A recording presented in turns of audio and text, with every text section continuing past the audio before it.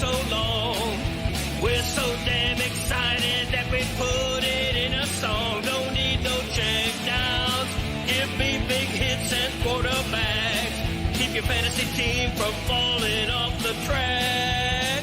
Football is back, Jack. Whether on the ground or through the air,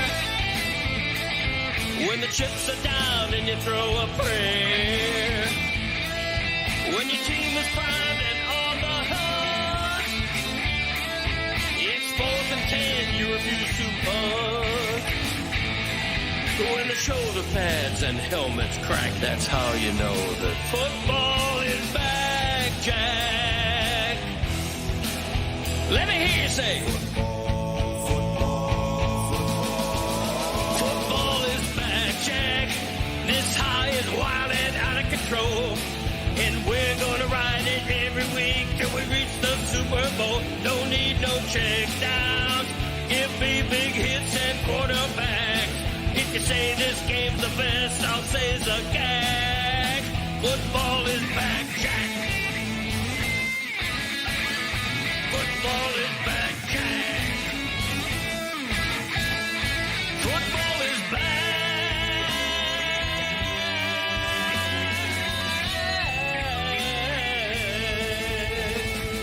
Football is back, Jack.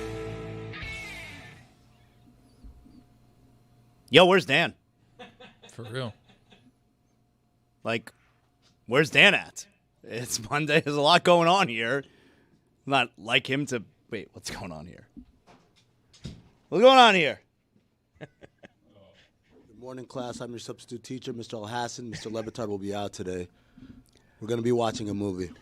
Oh, let's go. There we go. Let's go. Oh, that's what I'm talking about. Easy day today. Can we have class outside? When you bring in the tray with the TV. It was usually the TV VCR combo, That's right? right. Yeah, you knew today was going to be a good Huddle day. up. We're watching Stand and Deliver. I was going to say, what is the movie you associate with Rookie of the this? year. Oh, Stand and Deliver for sure. I don't know what that is. Edward James Olmos. What about Stand By Me? How does he reach these kids? Oh, Unfortunately, the TV doesn't seem to be working. I forgot that you need power. oh, Yeah. boo. It's Boo. Student-led study. So we'll be having class instead. Let's start locally. Here in Miami, the general manager of the Miami Dolphins, Chris Greer, had a mutual parting of ways with the organization on Friday. We got to a little bit of it on the show on Friday, but Zaslow wasn't in class. So I watched on the plane. I watched the Zoom coverage of class on the plane on Friday. Any notes? No, keep it all right up here, baby. I remember. I'd like you to share with the class. Well, I mean, you guys, you previewed it. You did a little preview of the Hurricanes and that kind of deal. Mike Ryan was not here because he was in Dallas, all right? He did a recap of the Dolphins from the night before. Tua with a pathetic pregame speech. My goodness. 60 minutes, give me 4 hours. So what kind of fuzzy math is that? And, of course, then news comes about Chris Greer getting fired like right after you guys went off live. So I didn't get to hear you guys talk about it at all. It's a little weird that he gets fired and then this morning they trade Jalen Phillips. Was that weird? Well, I would think that you would reserve all kind of franchise-altering moves for whoever is going to get the job. Well, no. See, I think part of the you got to remember trade deadline's tomorrow, and I think part of the main reason that you fired Chris Greer on Friday was because you don't want Chris Greer to be allowed to make any self-preservation type moves before the deadline. You can't expect him to make moves that are going to be great for the future of the franchise when it's pretty clear he very well might be fired. So yeah, you got to get rid of him and allow anybody else to make moves for the future of the franchise, and that's clearly the directive right now. At this point, you just got to get what you can for everybody, Yep. right? Knowing that the trade deadline's tomorrow, like they're saying that they're only going to take first rounders and plus for Jalen Waddle, and I'm like, anything that they send you is looking like a good deal. I'll tell you, I was surprised. I mean, I asked Diana like a week or two ago when she was on what would be a good deal for the Dolphins to consider for Jalen Waddle, and she was like, maybe they can get a fourth. I saw it was reported yesterday on NFL Network that they are going for a first. That's wild. I mean, I don't know who would give up. I'm sure they're going for it. Right. He's not going for it, though. They probably went for a first for Jalen Phillips, too. Didn't work out like that. You had to trade Phillips, though. You had, I don't know. Are Dolphin fans mad, you think, that they traded Jalen Phillips? Because you were going to have to give him a contract. He's always hurt, and he's the king of almost making a play. Like, he never He leads actually the league makes in the play. almost sacks. Right. It seemed like such an obvious trade, for me. Where he's got a beeline to the quarterback. Yep. And he leaps, and the quarterback throws it right. Like the Herbert at the end of the Chargers game, like really sums up his Dolphins career. It's a Canes thing. You just don't understand. Oh, look how sad Mike Ryan is. Look how sad he is. Ah, man, I wish, I wanted to come in here talking to all types of shit. You can't say anything. Now I'm just kind of like, it's a dumb sport anyway. It's a very dumb sport. Yeah, you're very much.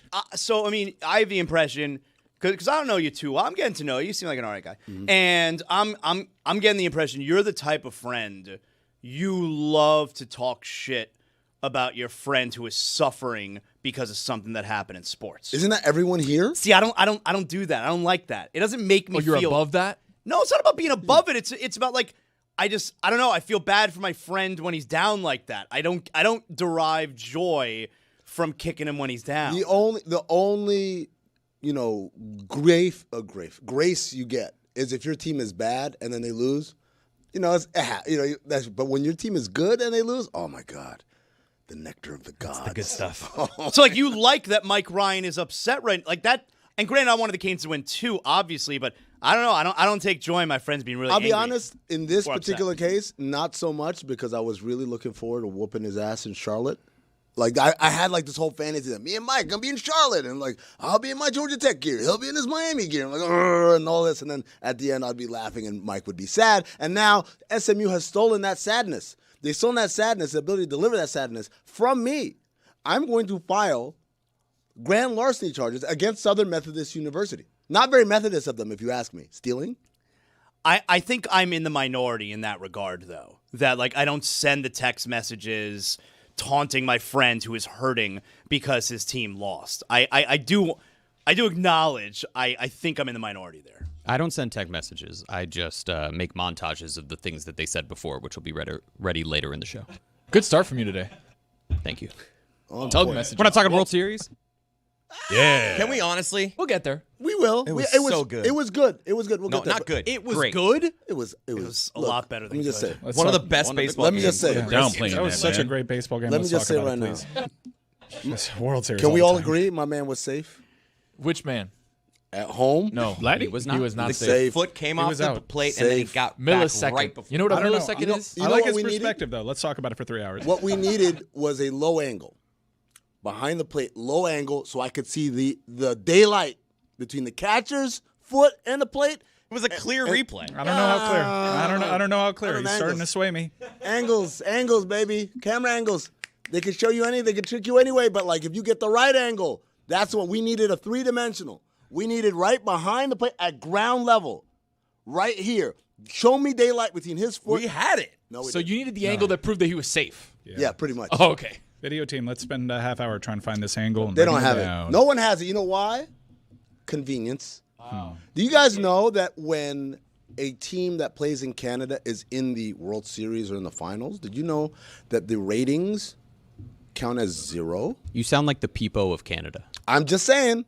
I don't know if you guys are aware of this. When the Raptors played the Warriors in the finals, the ratings on the Toronto side, on the Canada side, was 0. They don't count. Right. Right? The ratings over here count. So it was one of the lowest rated finals as a result because you only got half the audience. But it was probably a monster number in Canada. Sure, but what's a monster number in Canada?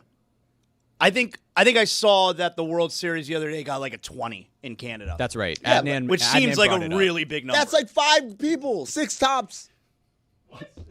Adnan talked about it, that if you projected it from Canada to here in the United States, it would be close to about half of Super Bowl numbers. So it's like 350 million or something like that. This is playing with numbers. See, Adnan, part of the media, right? They want you to play with these numbers. Well, he's hey, Canadian. proportion, of course, and he's also in the media, so that makes him a double agent, right? So you talk about, oh, if you do the proportions, you do the proportions. Yeah, there's 17 people in Canada. If 8 watch, all of a sudden that's 50%. That's the equivalent of 200 million people. No, man. You know, that's- Canada's so much bigger than the United States. No, it's like right? you know the population is so much smaller. Than But that. I understand. That's That's what what I it is. said. 41 I don't million care. living there. I don't care if Saskatchewan, all of Saskatchewan watched it. They don't count. That's like there are more people in this room, and I'm not even talking about a shipping container, than there are in Saskatchewan.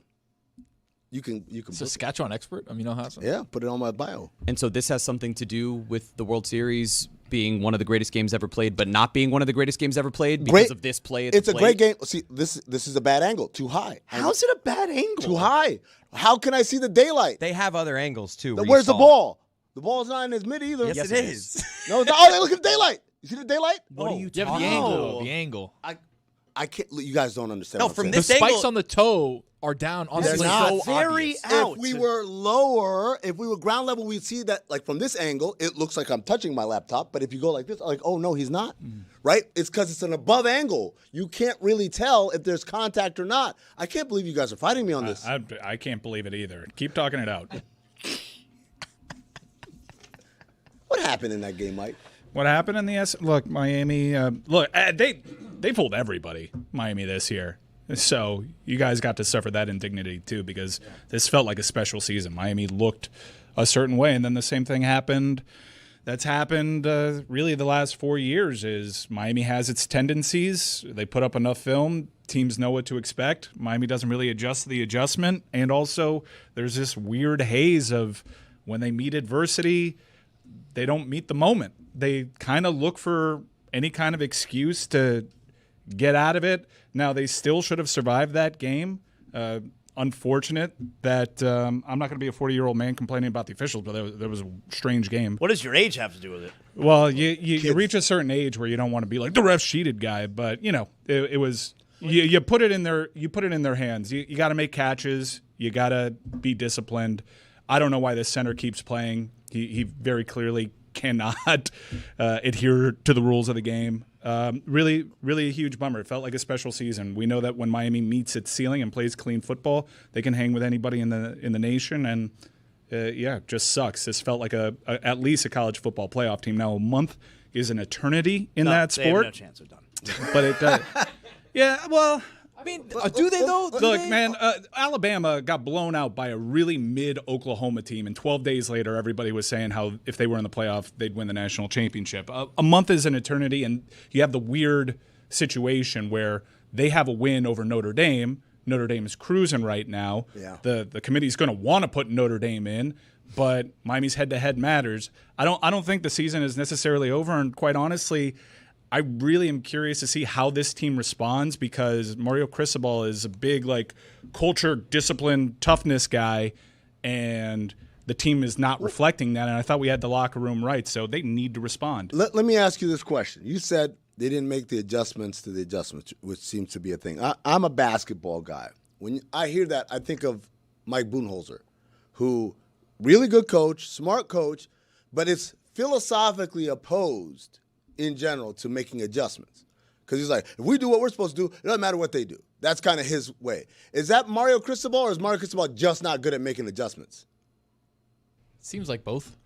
In a weird way, it They're seems like stubborn. both. Honestly, the offense was doing outside runs. We were doing creative stuff with Malachi Toney. I do think that there is a conservative approach. Now, you may see the interception, which, by the way, was Malachi Toney's fault at the end. You have a guy that's been so locked in with Carson Beck. He was supposed to flatten out that route. But I thought Carson Beck actually played kind of well. He was pretty accurate with the ball, and he made some big plays. There were some unfortunate penalties that called some big plays back. But, the ACC comes for us all. I mean, the ACC comes for us all. Yeah, Mike, I can't help but notice you're doing a press conference thing, or I ask you a question. I'm hugely bummed. I'm hugely bummed. Like this team, I think I haven't been this hurt by a team. Even last year, we blew a 21-0 game at Syracuse. Yeah, but this team was better than last year. You knew that last year was a deeply flawed team, and you were just like, let's get into shootouts with Cam Ward and get into the playoff and get to Charlotte. No, you felt like this team could do something. Yeah, you felt like this could be a special season. Now, you do have an opportunity to win back-to-back 10-win seasons and show the nation that you can be a consistent winner. I do think that that's important. I do think that watching how this team responds under Mario Cristobal is hugely important for the future of the program. But you can't help but feel like, man, that is such a bummer, because we wasted an opportunity there. ACC is only going to get one team. You would think, given the reputation, which, look, Miami's got to look good. Miami's got to perform. We can have that conversation in a month from now. Like I said, November is a wild month in this sport. 4 weeks is an eternity. I do think that Miami will be back on that bubble conversation because they were in the bubble conversation last year. So if they meet that resume that they had last year with a better defense and signature wins under their belt that they didn't have last year, with the added complexity of Notre Dame being in that conversation and them having a head-to-head win over Notre Dame, I do think that there's more hope than it feels right now. But right now, you got a real problem, and it seems to be intangible because it comes down to discipline and how you meet adversity, and they get Fs across the board. I guess I would just add, like last year, yes, they didn't qualify for the ACC title game last year either.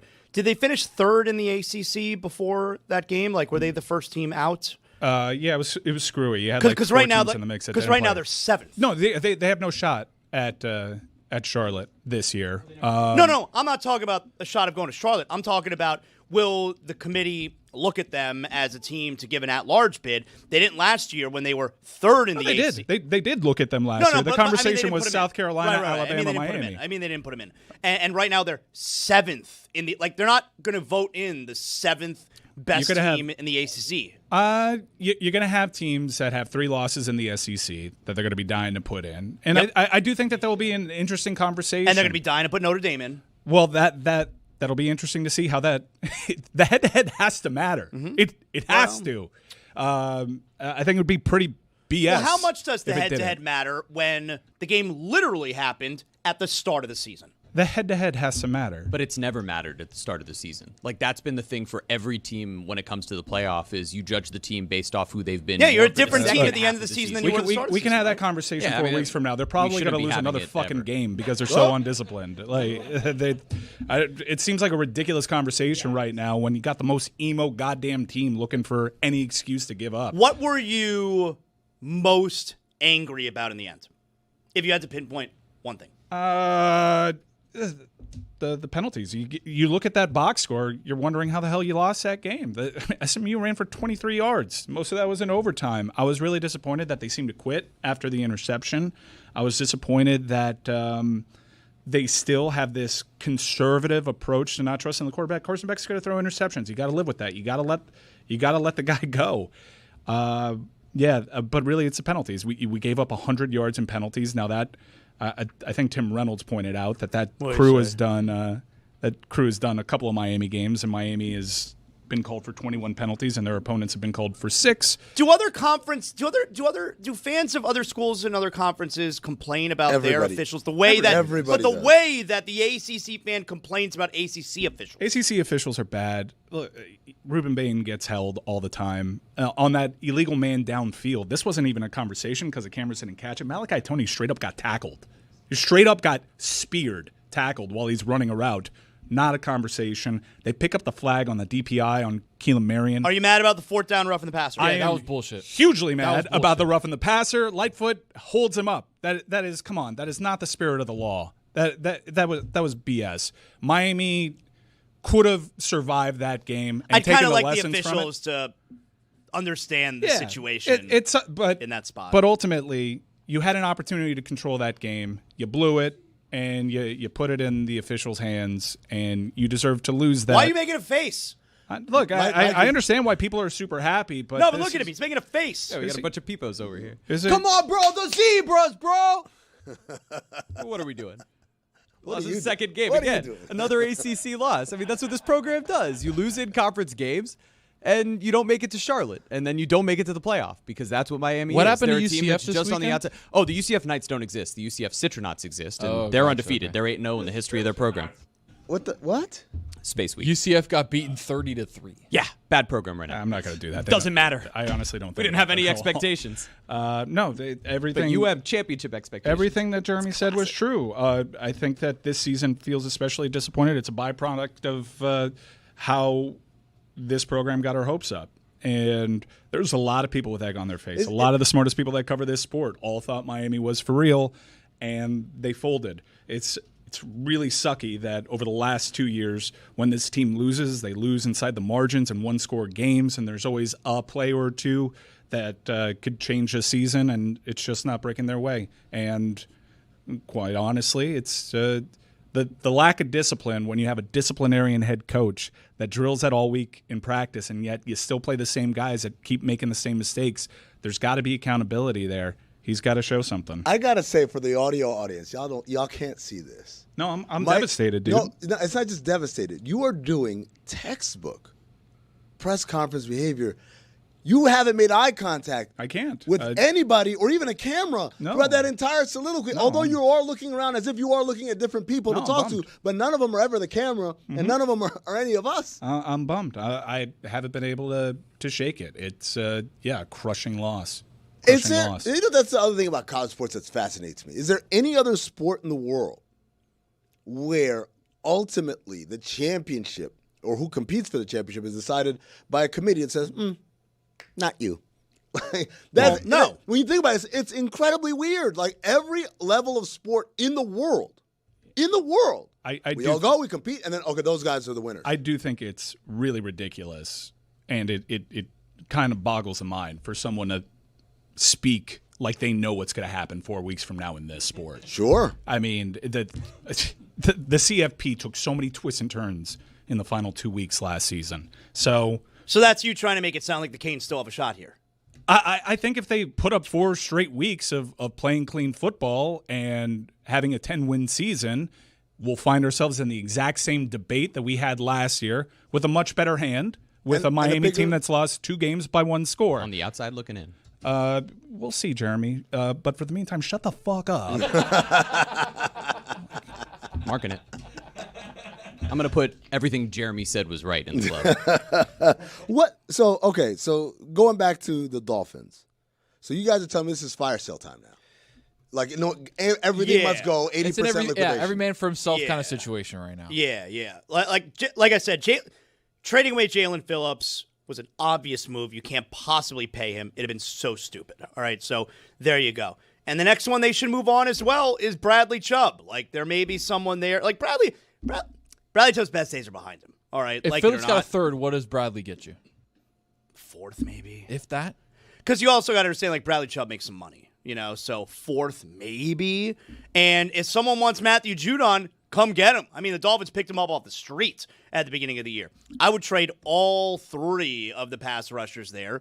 And is there anyone else? Like Minka, maybe? Yeah, they're definitely not. You would assume they're not going to keep Minka. Like, it doesn't make sense to give him a contract extension. You keep which Paul. I know he wants. Paul, you got to keep. All right. A-Chain you keep. Chop You Robinson. build around Paul. I think you probably keep Jalen Waddle too. To be honest, like you do have to have some good players on offense moving forward. I think you do probably keep Jalen Waddle, even though he's clearly not a number 1 wide receiver. But I think the pass rushers are going to be the guys that teams in a winning situation are going to want to. It's like trading for a relief pitcher at the MLB deadline. Like, every team is going to want a relief pitcher. Every team is going to want a pass rusher. Unless you're the Dodgers, because you don't need one, apparently, and you only need to throw your starters to win Game 7. The guy who started Game 6, Yamamoto, amazing. You guys want to hear from Big Mac on the firing of Chris Greer? He's been out on Chris Greer. He's our guy from downstairs. I just want to make sure the audience knows. But we get his takes on the Dolphins, and he's not a Chris Greer guy. Big Mac's take of the day.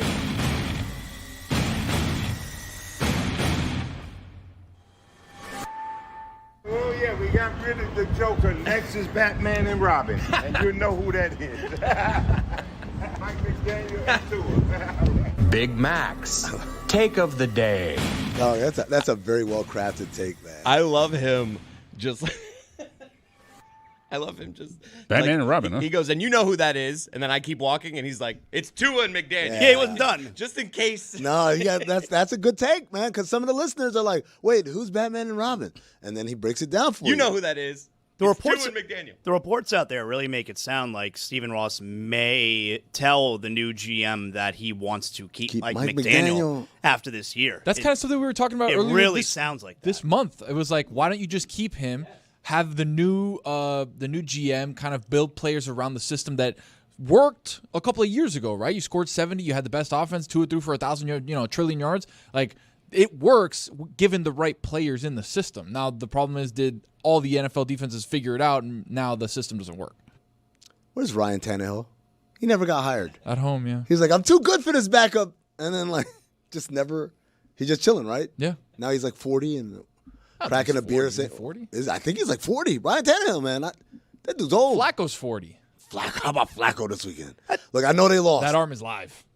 With a sprained throwing shoulder. He said, give me 400 in the air. Tannehill's 37 years old. Yeah, that's close. It's knocking on 40's door. You hear that? That's 40. That's 40's door, actually. That's Tannehill at the door. I messed that one up. Not knocking on 40's door. It is. There you go. Best musical impression for the Sueys. Good teammate. Thank you. No, but like this, I feel like this is all tied to a weird all chips in mentality on Tua. Someone who has never shown the consistency in terms of health or anything else to say you can go all in on me.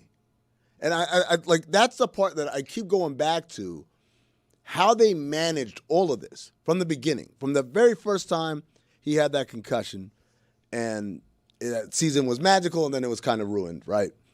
They never like said, hey, we need to start building this thing with the eye that he may not be around. If he's around, it's awesome. If he's around and he's good, it's awesome.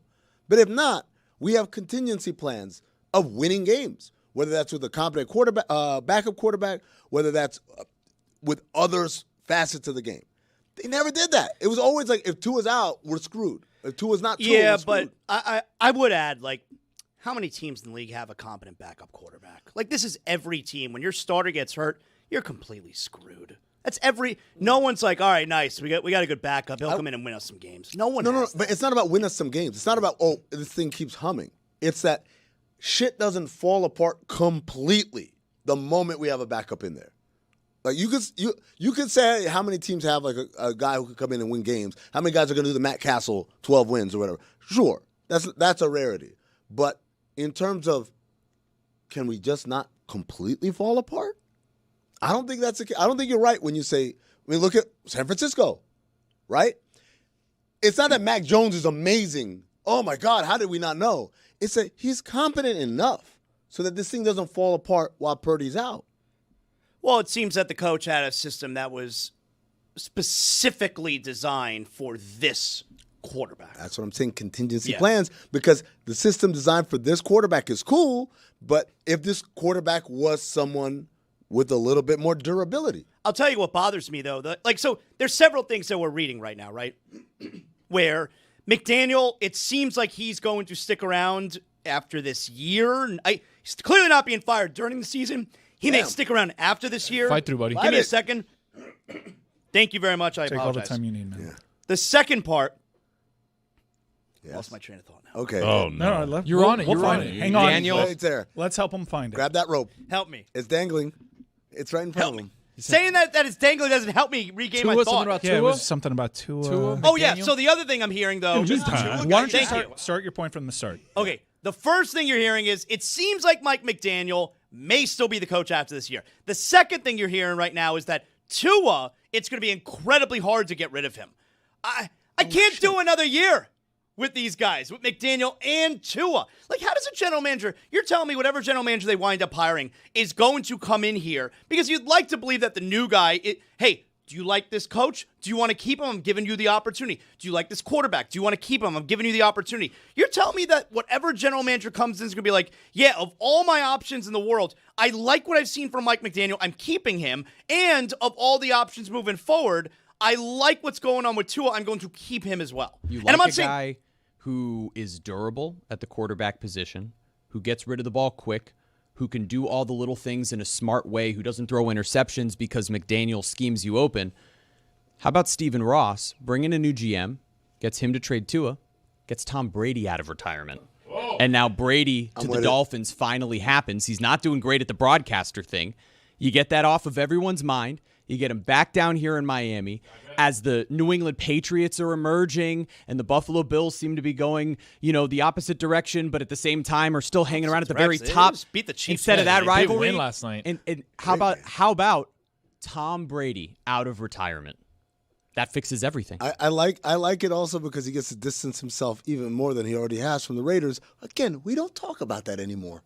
Remember, he's like, Tom Brady's going to come in here. He's going to win the winning mentality. And I was just like, I just kind of know Mark Davis. We're not boys like that. Like you hit me up, you asked me. I said, yeah, why not? I said, why not? I'm trying to who's going to be there? Okay. We're all going to be there. Sell your stake there. End up with a little stake in the Dolphins. Just saying. All I'm saying is this could be a pretty decent quarterback class in the NFL draft, and the Dolphins are going to have a high enough pick that they better select someone. Zaz, the thing is, even if a GM were able to trade him, whatever genius plan that is put together, that guy should get a raise. Just cut him. The thing is, if you cut him, you're dead at $110 million. So what? But Broncos 2 years later, a good team. Yeah, okay, but look at the Saints, who are in salary cap hell because of what happened with Derek Carr, and now you're looking around saying they're the worst team in the league. But if you draft a good quarterback the way Sean Payton did, it doesn't matter. And just draft the right guy. It's developing a guy, too, right? Like, Bo Nix, if he didn't go to Sean Payton, he'd be a backup somewhere. Maybe. Correct? Maybe. Like, that's what we're looking at. Michael Penix, like a guy who sat behind. But I hate the idea that they can't just cut to it. Yeah, you can.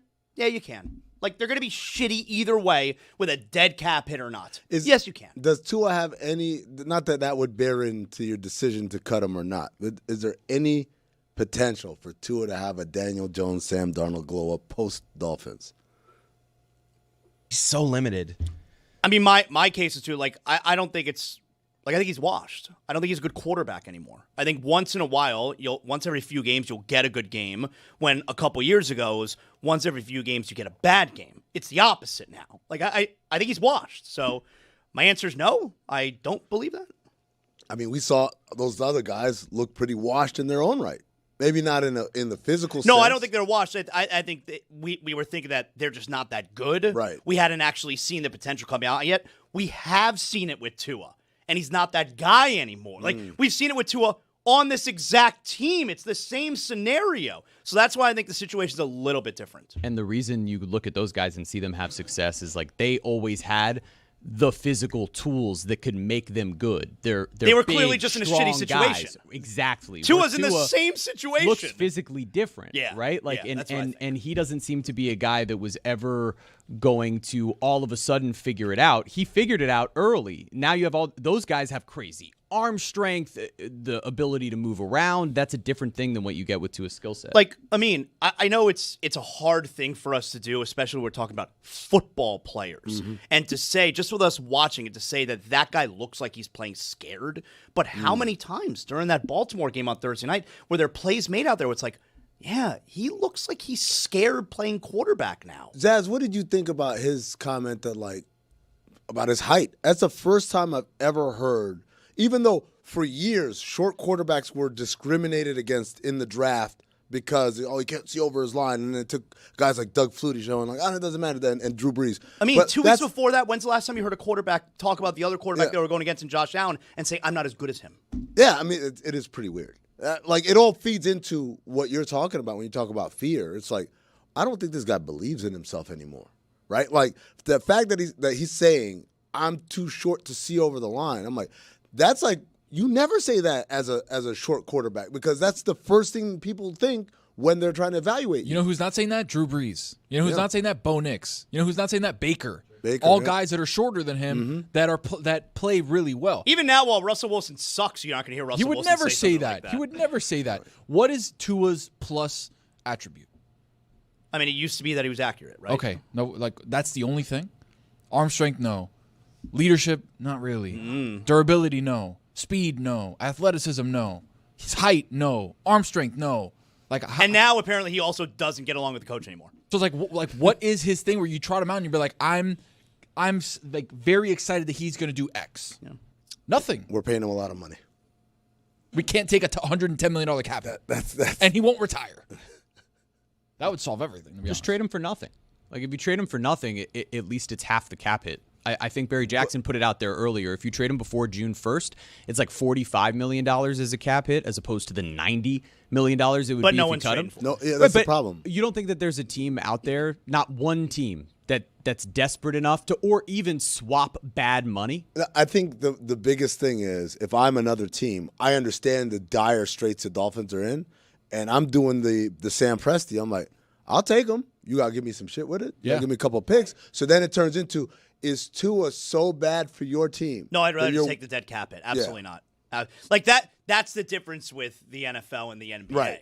You know, like no, Although- in the NFL, I'd rather just take the dead cap. Although we've seen that twice in the NBA, Bradley Beal and Damian Lillard this past offseason, they were like, yeah, I'd rather just cut bait than have to give up things to get them off of my books. So, I mean, it does happen. But, like, again, I think this all goes back to you went all in. The problem is you went all in financially, structurally, everything. With a bad hand. You went in exactly. with a bad hand. The You gut went in sh- with a gut shot. The gut shot. And all of a sudden, you didn't have the glasses, you didn't have the reader, you didn't have the card shuffler, you didn't have anything. You said, all right, I've got this. And everybody around the league's like, okay, you're going to pay him that much? Nobody else would have. If not Tom Brady, the announcer, I mean, I'd even rather maybe have Tony Romo come out of retirement and be my quarterback. What was he doing there? Is it like a fourth down that was really short? He was trying to see. But it sounds like something else. Can you play it again? And you'll see right here, hold, and then another hold right there. I think it was. I got to tell you, many a time in my life, I've tried to hold and then hold again, only to end up saying, you got to fight sometimes. It's hard. You got to call it. You can't fight. Sometimes you can't fight. Sometimes you can't fight. Sometimes you just got to let it go. You think about baseball. You think about anything else. Margaret Thatcher on a cold day. Baseball's not helping me fight. Yeah. I say baseball, and Jeremy starts thinking about that World Series game, and he goes, What are we talking about? Have you ever tried to hold it and then hold it again? it's hard to hold it sometimes. Sometimes you just got to. Twice? Hey, if you can get to twice, you're already doing pretty well.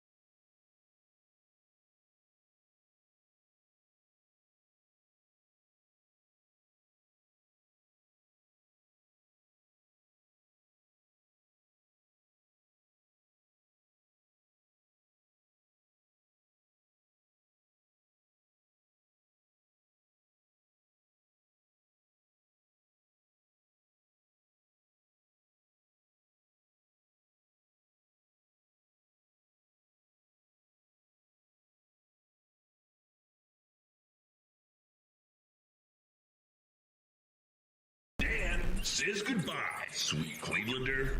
I should tell the audience that we've got a bit of an emotional week, I would say, here this week as we are leaving this studio. It's been an eventful 2 years where the show has struggled and groaned under the weight of trying to build a business. And we're going to move into new studios. Everything is moving after, I think it's close to 10 years here. And we're going to remember some of the things from the Clevelander because as expensive as the property value has gotten around here, the neighborhood has really deteriorated. There has been... so is my health. There's been a lot of But that's your fault. shootings here recently and assassinations, plural. And we need to get out of here. And next And that week... move is brought to you by Miller Lite. 96 calories and 3.2 carbs per 12 ounces.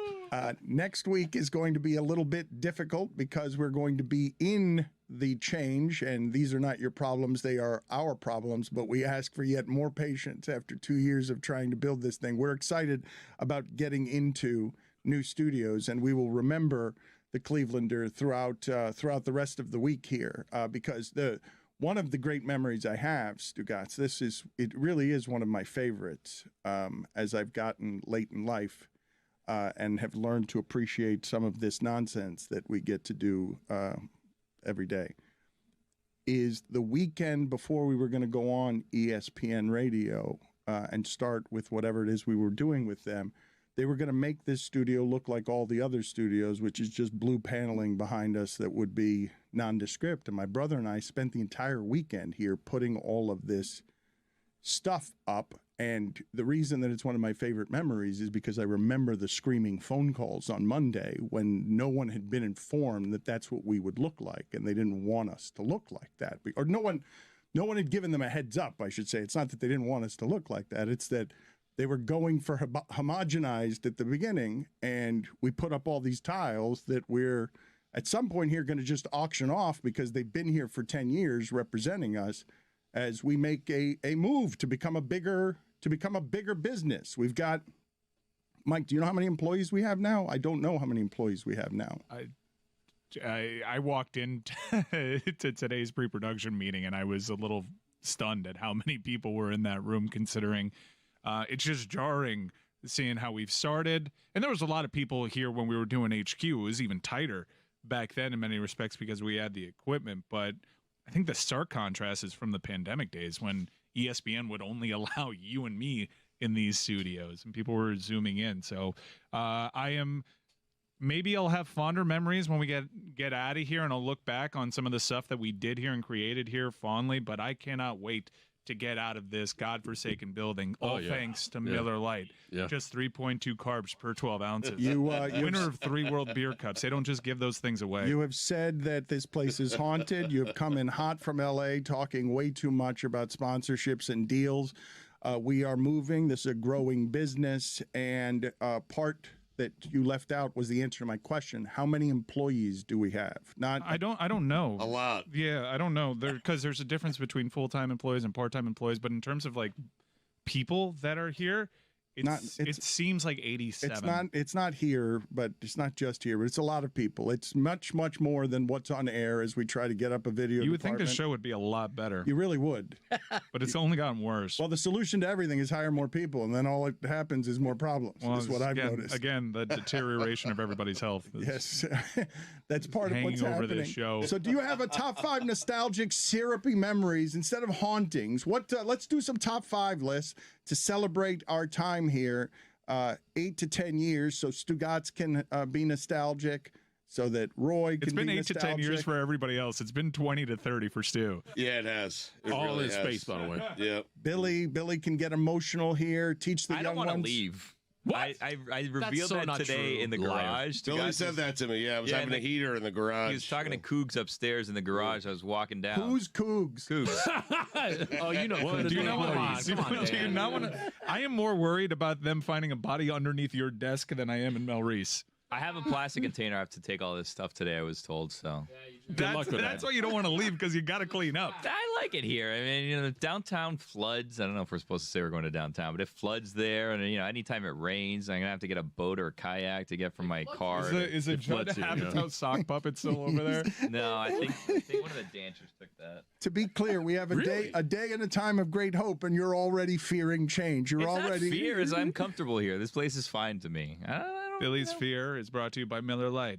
Just 3.2 carbs per 12 ounces. I'm going to see the new studio today. Maybe that'll change things. You don't want to move? You don't want to move? I mean, I don't think I get a vote on this. I think it's happening whether I want to or not. You get a vote. Yeah, we're a little further along. But I am excited for everybody to experience the new building. I've gone over there a couple of times, and I was honestly moved to tears the first time just because there's so much space. So much space to do tears. this. I was, because it feels like. Were you wearing a hard hat? No. We're beyond that. But not to get too into it, and I'm sure there's plenty of time for nostalgia and stuff like that. But we've been through a lot, man. It's been hard.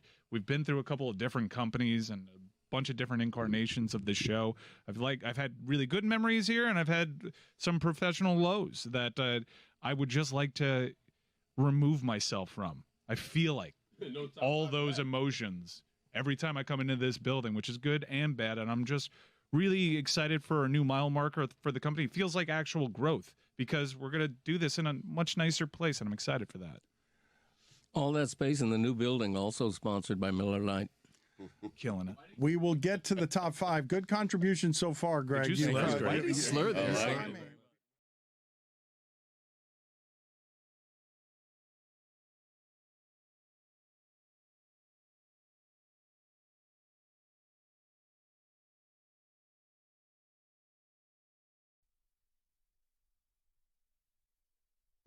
This episode of the Dan Le Batard Show is presented by DraftKings.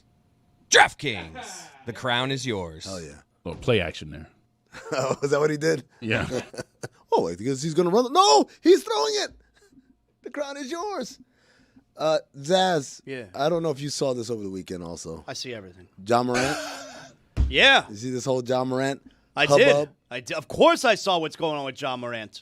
So if you could, for the audience, summarize what's happening with John Morant in Memphis. By the way, a mere months after their GM came out and very strongly said any talk about him being on the block is irresponsible and he's our guy, 10 toes down and all that shit. Well, I'll start out by telling you he's 100% going to get traded. That's the first thing I'm going to tell you. 100%? 100%. Not 95. For this to happen, what are we talking? 6 games into the season, and we're already doing the bullshit. All right. And if you don't know what the bullshit is, so let's play the clip for you. This is John Morant post game a couple nights ago. It was a loss, right? It was a loss. Yep. He only played he's averaging a season low in minutes. Career low in minutes right now. He's averaging 28 minutes per game. It was a game he really struggled. He was 3 for 14 from the floor. I don't think he played down the stretch. And apparently there was a discourse between the coach Tomas Isalo and John Morant. And then shortly after that, here's Ja with the reporters. What went wrong to you today? Go ask the coaching staff. Do you feel like, it was anything you could do differently, I guess? You go ask them. They had a whole spiel in here, so. From the outside, and the outside may be wrong, but from the outside, it didn't look like you had your usual energy tonight. Go ask the coaching staff why. Okay. You feel like you should play more? Go ask the coaching staff. Should I play more or not? What could have been done different, get a different outcome, other than asking the coaching staff? According to them, probably don't play me, honestly. That's what basically the message was after, so it's cool. The coaching staff message was this? It's cool, bro. We good? You didn't have anything physically wrong in terms of illness or anything? I'm under the weather. Fine. Okay. I'm fine. All right. All right. So this is a child. Yeah, let me clean up a few things. Number one, I think this is one of those instances. A lot of times when you hear these terse answers, people think, "Oh, the player hates the media, or the media have been jerks." Whatever. No, that's not. This is not about the media. No. This is him trying to, in his mind, I think, give sanitized answers to cover the incendiary remarks that he really wants to make, and he ends up getting suspended. I don't believe he got suspended for those remarks. I think he got suspended because for what took place right before that. The apparently. unsanitized version of the remarks that he delivered directly to the coaching staff. Yeah. And by the way, the remarks he delivered to the coach staff was apparently because new head coach Tomas Isalo, who apparently challenged him in the locker room about A, his leadership, and B, his effort, and then John Morant's response was deemed inappropriate. And let me also add, on Amazon, on the Prime Games that night, their post-game show, which is like Blake Griffin and Udonis Haslem, and Blake Griffin went at John Morant with video evidence and everything, how his effort was really, really poor in this game. I just want to point out not only career lows in minutes, but also in field goal percentage, in assists, and three-point percentage. He's having the worst year of his career right now. This is a player who, leadership-wise, has been a disaster off the court. Okay. Has done 0 winnings. Been out the first round one time in his career. Last year was out for a lot of the season. Team played well. When he came back, didn't like the style of play that they were playing. Got the coach fired. All right. And now 6 games into this year, we're doing the bullshit? Come on. I don't know if he got the coach fired. I'm not going to go that far. The coach got fired, sure. But I think one of the things that's really important in the league, everything you say about Ja, yes, he bears responsibility for it. But for the best player in this franchise, right? For him, 6 games in, to have this kind of loggerheads with the coaching staff. It's ridiculous.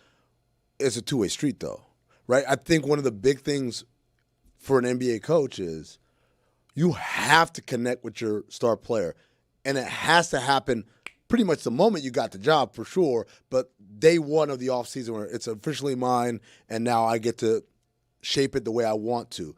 He should have been with Ja every day, because if you haven't sold your vision to your best player, I don't give a damn how good of a coach you are, your X's and O's, your brilliance. If your best player, it's not just the best player because we have a bad team and he just happens to be the best. He's a really good player. If he's not bought in, then none of it matters after that. And so I got to put some of it on the coaching staff, because clearly y'all hadn't sold the vision. 6 games in. Now, if 40 games in, he's like, I don't think this is working. That's different. But 6 games in, you haven't tried, I don't think. It feels like the distinction was made that it's like Jaren Jackson Jr.'s team more so than it is John Morant's team, right? Like, it feels like the vision was sold to Jaren Jackson Jr. and they want to start building around what he does more than what Ja Morant is doing. And, like, you can't give a half-assed, piss-poor effort and expect everything to be okay. Like, he knew what he was doing. He knew the repercussions of what was going to happen. And what kind of buster coach is it to not confront what's supposed to be the best you're player, a sucker. the leader? If you don't do it, you're a sucker. Yeah, it's total buster if you don't call him out after that kind of effort. No, of course. I guess my thing is 6 games in, and that's the reaction you're getting from him. Clearly, there was no sell job earlier. But you know what? Let me ask you this, all right? Yeah. Why does there have to be this all-out sell job by the new coach to Ja Morant when they've done no winning? Like, imagine if the Florida Panthers, and I'll give a local example. Imagine the Panthers coming off of the most points in the regular season, and they bring in a new coach who completely changes the style of play. And guess what? For most of that regular season, they were mediocre. Like, why didn't any of the Panther leaders or best players come out challenging their new head coach who changed everything? Like, why can't the coach the team? There's a couple. Matthew Tkachuk's dad did. There's a couple of things. Number one. All right, but at least Matthew Tkachuk's dad did after game like 75. This is what I would say. Number one is the coach came in with a resume. The Panthers. Yeah, the Panthers coach came in with a resume. In professional sports, but in the NBA specifically, like there is a level of like, who the hell are you? Right? It's a reason why people say, oh, why do these former players keep getting jobs? Because players will listen to former players. At least when the door opens and you walk in and you're a former player, they'll give you the benefit of the doubt. Now, you might lose the benefit of the doubt when you start opening your mouth, but they'll give you that. If you're not a former player, then the stakes get a lot higher. So you have to have been probably an assistant a lot of places for a long time, because what ends up happening is guys say, your new coach is Jonathan Zaslow. And then they call, yo, man, who the hell is Jonathan Zaslow? Yo, you were in Miami. Was he there? Yeah, man, he's good. He's really good. A word? Okay. Now I'll give you the benefit of the doubt. They would say that about me. Now, Coach Isalo, he's very experienced, but he coached over there in Europe. And by the way, in Finland. So it's not like he was in Spain. And I remember so-and-so played with me in Chicago. He played for him in Spain. You don't have a lot of people who will vouch for you. So you come in, and I go back to, your X's and O's might be salient. It might be right. Yeah, build it over around Jaren Jackson. We're going to play this way. But if you don't come in with the stamp of approval, we're not going to listen to you. David Blatt was one of the winningest coaches internationally, anywhere. Objectively a great coach on every level. He came here, and these guys are like, who the hell are you? And he didn't take the time to build that reputation or that rapport with players. And so they ended up running him out. And he was successful. He was 30-11 when they fired him. So, it sounds unfair, but, man, this happens every year in the NBA. I keep saying it. Your number one ability as a head coach is for people to listen to you. If they don't do that, you're kind of screwed. Now, if the organization is like, yeah, we kind of been trying to move off of Ja anyway, that's a different story for coach. But if that's not the situation, like these are our cornerstones, and one of your cornerstones says, to hell with this, then you haven't done a good enough job selling your vision. In this specific instance with this specific team and this specific player, when has it ever been Ja's fault? When has Ja ever taken any kind of responsibility? I mean, I think the gun thing. Yeah. He did? I mean, it didn't reach satisfactory levels the second for time. Certain folks. The second time he did. Yeah. The first time, no. The second time, then he was like, yeah. It's kind of where I want to go with the conversation, because Ja Morant had the world by the balls. He was christened as the next guy. Yeah. It had been a while since you had an American basketball player be that kind of star. So likable. He had a rocket ship attached to his back. And now several years later, it seems like a bygone era. He had a real opportunity there to be a face of the league, if not the face.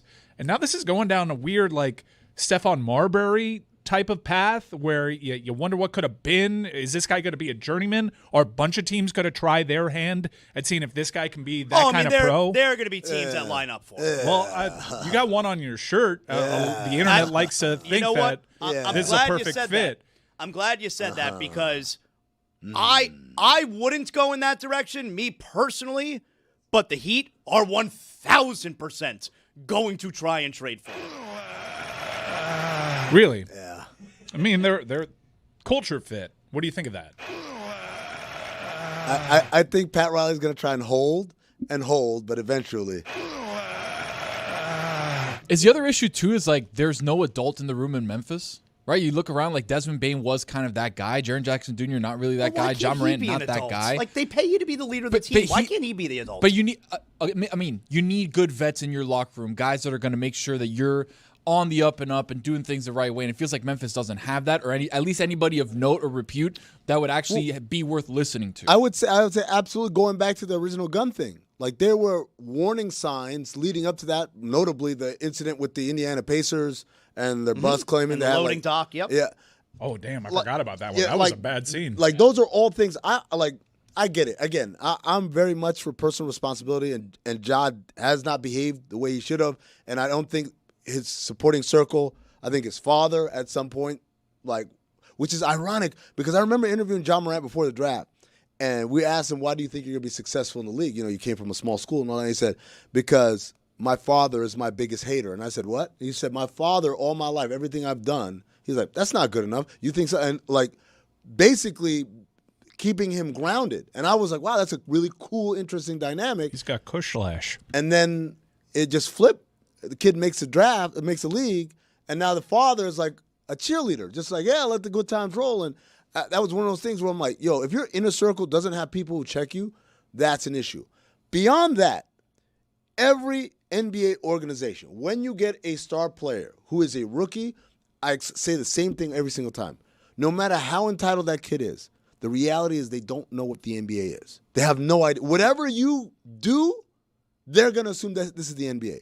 So if you come in and act like he's a savior and give him every concession, let you take the third bus, which I didn't even know existed until recently, do all these kind of concessions that they can do whatever they want. You can't then come back later and be like, hey, okay, enough of this. It's my shit right here. You on my plane. I'll fly it, right? The only thing that seems to reset that for guys is getting traded. Because you go somewhere else, and the new team is like, this is how we do it here. And like, what? But in Memphis, no, we ain't saying Memphis no more, man.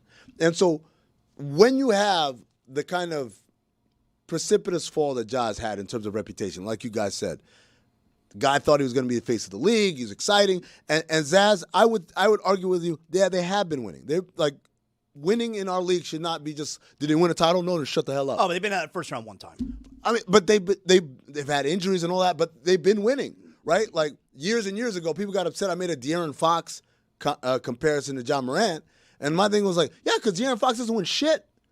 You want to talk about a guy who's never won? Like, there it is. Like, John Morant objectively makes his team better. Objectively, they win games. Objectively, he's gotten them to a point. And then from there, like I said, he's let himself down and let everybody else down with some of his behaviors and his actions. But the reality is, he gets to a new situation, they're not going to, unless it's someone more desperate than Memphis, they're not going to put up with that shit. And here is one of those places where they don't put up with that shit. And the beauty of Miami is that the word is out already. It's not like you got traded to, let's say, Charlotte, and it's all right, no more Mr. Nice Guy. Like, oh, shit. But like, wait a second. I played you guys. Yeah, I know who you guys are. No Metal Ball's your best guy. Yeah, what? You can't act that way now with me. Like, Miami, however good or bad they are as a program winning, you know when you step in the horror stories. Oh, they do the body fat thing. Oh, da-da-da. Like, oh, man, Coach Spo don't play. Like, well, look, the first thing Blake Griffin said on that Amazon Prime broadcast was he looked right to his left to UD and said you wouldn't allow this if you were still in that locker room, right? But that's why I go back to Memphis allowing, right? whether it's teammates, whether it's front office, whether it's the coaching staff. They allowed that shit to happen. He's messing up like that. Nobody put him in check. No one in his inner circle, no one in the locker room, no one upstairs, no one in the coaching staff, right? Again, I get it. It's his responsibility first before we point any fingers at all these other people. But even as he's messing up, when everybody else just kind of, well, John, what are you going to do? Like, as if that's your attitude, you have contributed. You're not the main contributor. He is, but you have absolutely contributed. Yeah. The Miami thing is really interesting from multiple perspectives, right? Because you look at that locker room, you look at that organization. It's the perfect place to sort of check him where he is and get him to buy in. But their open offense right now was just implemented by a consultant, Noah LaRouche. That name sounds familiar. Noah is the guy who implemented this offense in Memphis. So you can look at it one of two ways. The offense while Ja was out, right? Like, it was more so when he wasn't playing, no? I mean, look, it's the offense that they're still playing. They made and he's clearly not happy. Correct. They made a decision to go to a more motion-based offense. Last year, I might add Taylor Jenkins was not the reason they did that. And then Taylor Jenkins ends up getting fired. Him and Noah LaRouche. They were the only two that got fired from the staff because of an offense that they didn't like for some reason. They end up going to more pick-and-roll stuff to end the season, and that's what got them into the playing in the playoffs. But the point remains, the guy who was kind of the brains behind, the architect, I should say, behind that system, was a consultant here in Miami, and for this offense that they're really excited about and it seems to be working, which – regardless of who the architect is, seems to be antithetical from the way that Ja wants to play. That's exactly right. And so you can look at it one of two ways, right? Either you get him to buy in. He already knows how this offense works because it's been implemented at his previous spot. And it works perfectly because he does seem like the type of athlete and basketball player who can really benefit from this type of offense. Or you're trading for a guy who has out loud said, I don't like the style of basketball that you play, and he becomes a malcontent in a locker room that is getting along in a incredible way right now after dealing with a malcontent last year. Yeah, it's tough because you found something that's successful and you found great chemistry, and at the same time, you know that this incarnation of the Heat has a ceiling, and that ceiling is not championship, and it's probably not even conference finals. Heat fans are a living embodiment, though, of a meme. Anytime a superstar is available in this situation, Heat fans will naturally think that it's their time to go whale hunting. But they do make a lot of sense. You look at the teams in the lay of the land, they probably make the most sense in terms of a team that could use his services in a place with a culture that might be strong enough to absorb him at this stage in his development. But it does seem a little risky, and you did just have a superstar nuke your season last year. Despite all we'd point to, hey, we have Bam, he'd be a good leader. I know Jimmy's at a different stage in his career, but they weren't able to corral Jimmy at the end.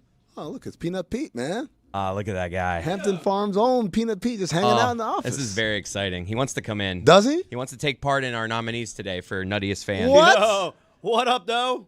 A celebrity in our midst. It's Peanut Pete. We've been chomping these sweet honey peanuts. My God. I dapped him up. My bad. I should have high-fived. Let me tell the people, the Nuttiest Fan is brought to you by Hampton Farms. Get nutty with Hampton Farms, the official peanut of bowl season. Vote for your favorite Nutty Fan at Le Batard Show on Instagram. We have 2 nominees today, both coming from the Colorado Boulders. Huh. What? Yeah, the Colorado Boulders. I like that team. The Buffalo. The Buffaloes. That's my bad. Yeah. There's 2 nominees. We have a fan with a 6-pack. A fan with a 6-pack? It should be the Boulders. It should be the Boulders, right? Boulder. Yeah. So we have a fan here with a 6-pack classic. He shaved his belly hair to Looks look like like Artie a 6-pack. And then we have Andy Reid. Wow. And then we have Andy Reid. Wow. Shirtless. Whoa. At the Boulder. At the Boulders game, yeah. In Boulder. Is that Andy Reid? I think it's Andy Reid. I don't think he would have missed a Colorado Boulders game. I think he would have been there. Big quarterback change for the Boulders. Yeah. I'm telling you, it's a good name. Can I throw in a third nominee? I know this is supposed to be a football thing, but I got one from college basketball. Let's I don't know see. if any of you guys saw Season this. starts today. I'm There it so is. ready. What do we got here? Lemoyne against Dillard. Guy goes up, misses the dunk, lands, and then I'm assuming he feigns an injury because he just happens to grab his leg a second later, then limps on the wrong leg, then has to kind of call out. Then he's limping on the other leg now. And as he's going, the crowd is going nuts. Including one guy grabbing his knee. They're on the ground grabbing their leg. That's a good crowd right there. We don't have the audio, Zaz. Crowd going that guy with the look at me, he's limping. He's They're got the going? leg. Zaz, we don't have the audio. I don't know. What they're saying, I swear to God, you can hear it on the broadcast. They're all yelling, "My leg! My leg!" Here we go. He faked the injury. Lord. All over. Yeah, no. It's so good. It is so good. That's what being a good fan is, folks. Not obscenities, not talking about someone's mom or personal stuff. Just ridiculing a guy for what he just Throwing did. yourself on the floor and pretending you also have the same injury he faked. Not storming the field, throwing Hughes upside down. He's limping on the wrong leg. You hear him? He's wearing different color shoes, too. That's the thing. When you wear the Kobe Grinches and then the reverse Grinches, you got to make that dunk. Look at that guy limping. Look at him limping. What do we think, Peanut Pete? You That's like a that? hot crowd. You like all those, huh? All of them. Look at that. He's very emotive. Great to finally meet you, Peanut Yeah. Pete. Thanks with all the peanuts. Love that guy. Wow. Look at, we got What flavor did you Volzy. get? I got salted and roasted. Kind of like that guy. He got salted and roasted. The Colorado Boulders. The Colorado Boulders. Thanks a lot, Peanut Pete. We appreciate you. Just loiter around. Yeah, hang out if you can. Partake. we got breakfast, we got coffee, we got some Coke cans that are always hot somehow by lunchtime. You already had some. How does that happen? See ya. Why is the soda always warm at lunchtime? I mean, I was looking at the 2019 NBA draft. Ooh. Yikes. Yeah, that was. Oh, that's the John Morant. That's the Zion one. Williamson, right? Yeah, That's not the day I good. interviewed him, and he said my dad was is my biggest hater. I'm going to give you guys the top 10 real quick. Okay. Zion went 1. Okay, yeah. John Morant went 2. Exciting. Pelicans are 0-7, by the way. But Pelicans, we need to talk about them later. We do? Yeah, we do. Yeah, we do. We got to talk about them. I don't think we do. RJ Barrett went 3. He's having a little bit of revival. DeAndre Hunter 4. Solid. Not bad. Darius Garland 5. Yeah, good. All-star, yeah. Never plays. Jarrett Culver, not in the league anymore. Oh, my. You went 6? I like that. Yeah, he went 6. Jesus. Kobe White. Injured, but also has had a revival Yep. of late. Jackson Hayes. I guess Okay, playing fine. for the Lakers. Sure. Yeah. Hurt the Heat last night. Rui Hachimura. Was he one of the white guys? No. Oh, that's in weekend observations. Please hold on to that thought. Yeah, please hold. And to round it out at 10, Cam Reddish. So just like a Also out of not the good, league. I think he's not in the good league. top 10. Nah, he's in Turkey. Ooh. I think he's in Turkey. Who's a few picks Fenerbahce, I after wanna that? say. PJ Washington. There you go. And after that? Jeremy, who do you Tyler want to Hero say? right after. Tyler Oh, I was gonna say Nick Claxton. Nick Claxton, second round. Nick Claxton pick. later on. Yeah, Daniel first pick of the Gafford, second round pick. Mm-hmm. Ty Jerome. Ty First round Jerome, late first round pick. Jordan Poole, first round pick. Jordan Poole, late first round pick. Speaking of the Pelicans. Oh, Ty Jerome just It's just owned the Heat last year in that postseason series. The thing is that you think about these massive drafts, and it's like next year a big draft for the NBA, and then you kind of do the math 5 years later, and it's like, oh, it was kind of sucked. Look, I've got the draft. Big draft, by the way, only means like it's got 2 or 3 guys at the top who are really good. Uh, That's all it means. This is what I'll do. I've got the picks in front of me, and I'll tell you, Zion went 1, and we all thought he was going to go 1, and I guess people would argue he would still go 1. I would say that I wish his career had been managed better. Again, I know it sounds like I'm absolving the kid and putting it all on the system, whatever, but when a dude comes to a team dinner and orders a pitcher of Coke, not like a Coke, let me do Like it just for himself? a pit just from, you know how like restaurants, when they want to do refills, instead of just keep coming back, they just put a pitcher of Coke. What are they, a Pizza Hut? A pitcher of Coke? A pitcher of Coke, yeah. Like when you see that, like that's ultimately like there's a sign that there's some control issues there. John Morant, still a great player. RJ Barrett struggled with the Knicks, but has had a lot more success in Toronto, kind of growing into who he should have been, which is a guy who should never have the ball in his hands, should be coming off of down screens and playing like a... Yeah, RJ Barrett's a worthy top 5 pick in a draft. I'd probably put Garland in front of him. I would put Garland in front of RJ Barrett. Absolutely. Hunter, solid player, but even on draft day, I was like, he's an upperclassman. He's okay. He's okay, but he's not... Just won the national title. Yeah, but he was just a solid player. Culver, I was like, what? Kobe White was, again, has found himself recently. I don't know if we would consider him a top 10 talent even now. But who he play for? Chicago. She's still in Chicago. Yeah, he's just hurt. He's The hurt. 5-0 Chicago Bulls. Oh, they lost. Jackson Hayes flamed Oh, out. they did? Yeah, they lost to the really? Knicks. Yeah. Ah, Big win for the Knicks last Didn't catch that one. Josh Giddey's playing well. Yes, he is. Playing really well. He played really well in the season last year. Yes, he too. did. They Like, went he was 15 playing and 5 really to end well. the season last year. Yeah. Then it's like you get to Jackson Hayes, Rui Hachimura, Cam Reddish. Like, there were question marks on all of those guys on draft day. Jackson Hayes was like, yo, he's very Raw, very raw. raw. Rui Hachimura, he's kind of old and undersized a little bit and not a good shooter at the time. Cam Reddish was like, he's talented, but kind of a space cadet. Cam Johnson, he's old, but he's reliable. He's actually had a much better career than I thought he would Yeah, have. he has. PJ Washington has really Solid, turned out really yeah, well. solid. Like especially since coming to Dallas. He's Tyler a Heat Hero, killer. Tyler Hero's okay. No, he's We're going through the 2019 draft class instead of talking about Game 7 of the World Series. It is pretty wild. This Tyler is Hero unbelievable. would look good. I mean, we in were a Memphis 2019 John NBA We're draft class. We're talking about John Morant. Yeah, talking about John Morant. Oh, okay. So if we have to redraft this, right? Who goes one? It's still Zion 1 and John Morant. Really? You think Zion still goes 1? Knowing what you know? Well, so you're saying Ja would be 1? I don't even know if Ja would be one. Who would it be then? It would be Ja. It'd be Ja, man. It would be Ja. Ja. Heroes got a He's not going for number one one overall. Okay, who's one? Don't give me some. Who's the best player today? Who's the best at basketball today? Player for your life. And we know who the most talented player on that I'd list probably is. go Ja 1. Ja is the most talented player on that list. What's going on with Ja is between the years and his approach to the game. Well, I mean, you could argue the same thing about Zion, man. You could argue the same Right. thing. But I've Zion- seen. I like Ja's ceiling higher than Zion's ceiling. This is what I would say. Whenever Zion plays, he is legitimately a Hall of Famer. It could be 2020 if he played and had his head on straight. He would never be 2020 because he doesn't grab 20 rebounds. He doesn't rebound enough. He doesn't rebound well, which he didn't do in college either, by the way. If he applied himself, he could grab. If he applied himself, he wouldn't look like the Goodyear blimp. But that's what I'm saying. Oh, sorry. Jeez. That's what I'm saying. Stay He puffed? applied himself. He's in better shape now.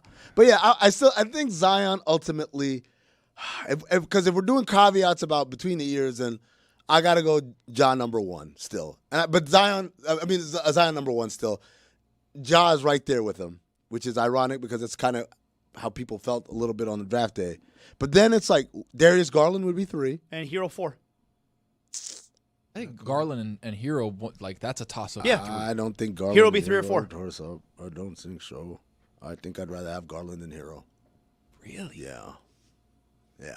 Even with the injuries, both obviously having They injuries. both have injuries. I'd go with Garland. Are the Heat about to trade Hero for John Morant? I don't think so. The trade works, by the way. I put it in the machine. Trade Yeah? machine. It works. Oh, you got that trade It works. machine Let me- cooking?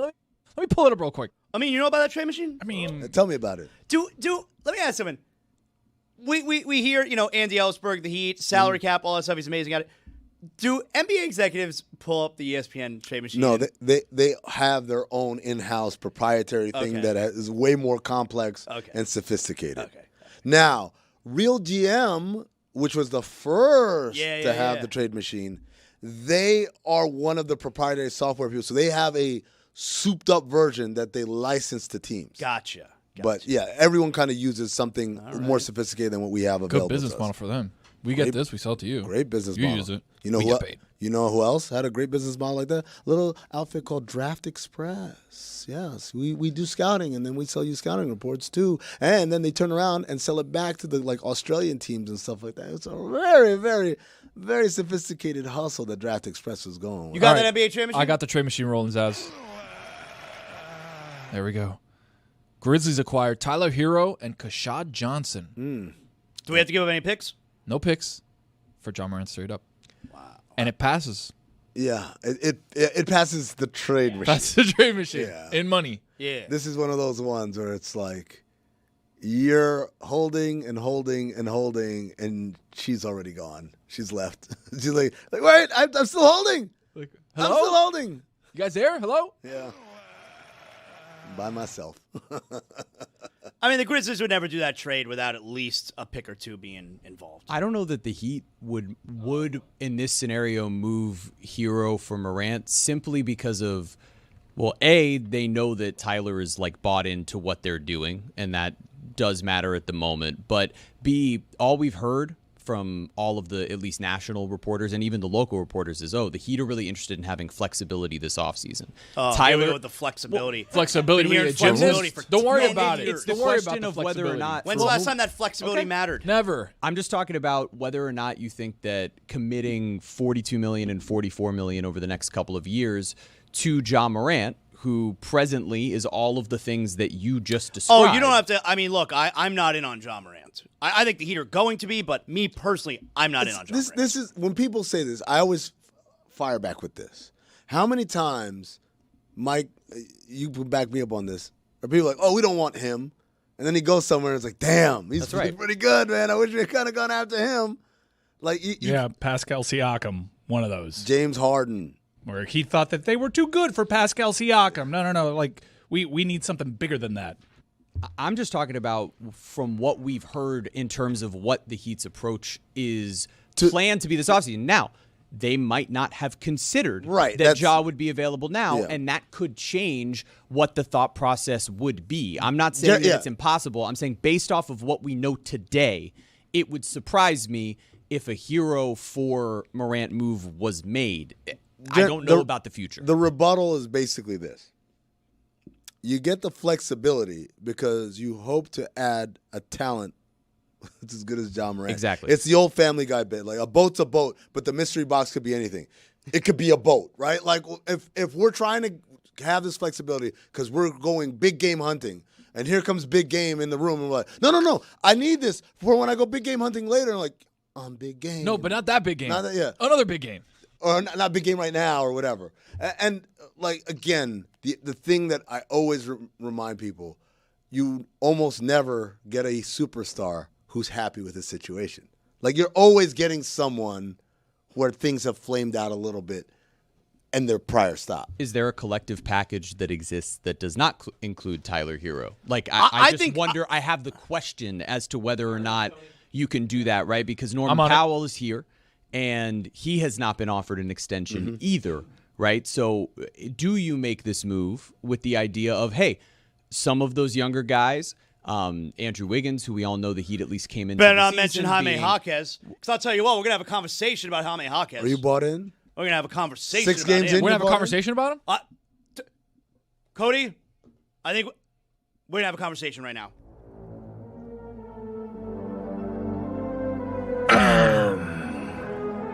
MVP of the day. Tony, if we're going to talk MVP, I care about you, Zaz. We better have a conversation about Jaime Jaquez Jr. He better be in the conversation for MVP. Do you understand what he's... Last night, Jaime Jaquez, 31 points, 8 rebounds off the bench. He was 11 of 16 from the floor. Do you understand? He went to the free throw line 13 times. We don't need Ja Morant. We got Ja Morant. If we're going to talk about MVP, better have a conversation about Jaime Jaquez Jr. Got a great plus-minus on the season, too. Of course he does. Those stats are crazy. A win would have been nice. That's a tough trap. Come on. No, Norman Powell. No win. You care about wins and losses right now? What's wrong with you? Dude, how crazy is Luka? That's why he's my MVP. Dude, I'm going to tell you something. You know what? Of the day! Luka, I got a stat of the day. You know what? Pull up the stat of the day music. This is the insane thing. Start of the day, start of the day. This is start of the day. Start of the day, start of the day. This is start of the day. Start of the day, start of the day. This is start of the day. Start of the day, start of the day. This is start of the day. Shout out to Outkast. Oh, really? Yeah, no. They produced that one for us. Yeah. Big Boy Andre 2000 did our... Yeah. Thanks. Luka Doncic is averaging 41 points a game through 4 games, right? What's he ever done? This is the craziest part of this. Somehow that's not crazy to me. What's crazy to me is he's shooting 78% on 2-point field goals. Everything inside the 3-point arc, he's shooting 78%. That's insane. That's crazy. That's insane. And let's just say, how many attempts? 13 attempts a game. He's not missing. Like, your best hope as a defender right now is that he says, I'm going to try this 3-pointer. A step back one at that. A step back one at that. Can I tell you something? Yeah. LeBron James. Oh, man. His plan has backfired. Go on. His plan has backfired in a big way. Sciatica, no one believes that. LeBron doesn't have sciatica. All right, your grandma has sciatica. LeBron doesn't have sciatica. I have sciatica. He's sitting there on the bench like a gargoyle, expecting this Laker team to stink with his phony sciatica holdout. So he returns. Oh, thank God. You see how important I am? The Lakers are 5-2, while LeBron is sitting back and watching. Look at this. This has backfired on LeBron in a big way. All it took was getting rid of Rozier. I told you. Now we got to choose between LeBron and John Morant. Well, what's crazy is that now also you can't use Rozier as part of the salary filler in any of these moves. The Heat are being That's punished. They're being absolutely screwed. I'm glad you brought by that the up NBA because I heard, oh, this is so good for the Heat. Now I'm like, no, this is bad for This the is a Heat. nightmare. This is the worst case scenario. You're not only not getting any of the picks You're back, stuck you're not like getting Chuck. anything. You're stuck. You can't move him. And that was kind of the only reason I think you hold on to Rozier going into this season was to be able to make a move at the deadline where you can use that salary, and now that's gone. Barry Jackson asked all the relevant questions, which is, how much did everyone know? Did the league know? Did the Hornets know? This is at the time of the trade. Did they know? Of course they knew. Seems like everybody knew, except the Heat. And if they knew, then there's kind of gross negligence by the NBA to not have the Heat informed on that, because not only, like you said, the giving up of the picks, but like the insolvency. I can't cut him because he's just going to sit on my books. Yep. And I can't trade him Yep. because he's just off the table now. What am I supposed to do? You just have to put money in an escrow account. That's all you're allowed to do. Got another trade machine. Yeah. Draw Morant. Draw Morant. Draw Morant. Yeah. Andrew Wiggins and Nikola Jovic Who again? for John Morant. Okay, hold Andrew on. Wiggins and Jovic. Wiggins and hold on. Jovic. Look, for Jeremy, Morant. you know what Jeremy just did? He tried to hold. But you gave him that one, and this is exactly. Yeah, it happens. I'm intrigued. I want to draw Morant. Mike, get on that. Notepad, paper. Colorado Boulders.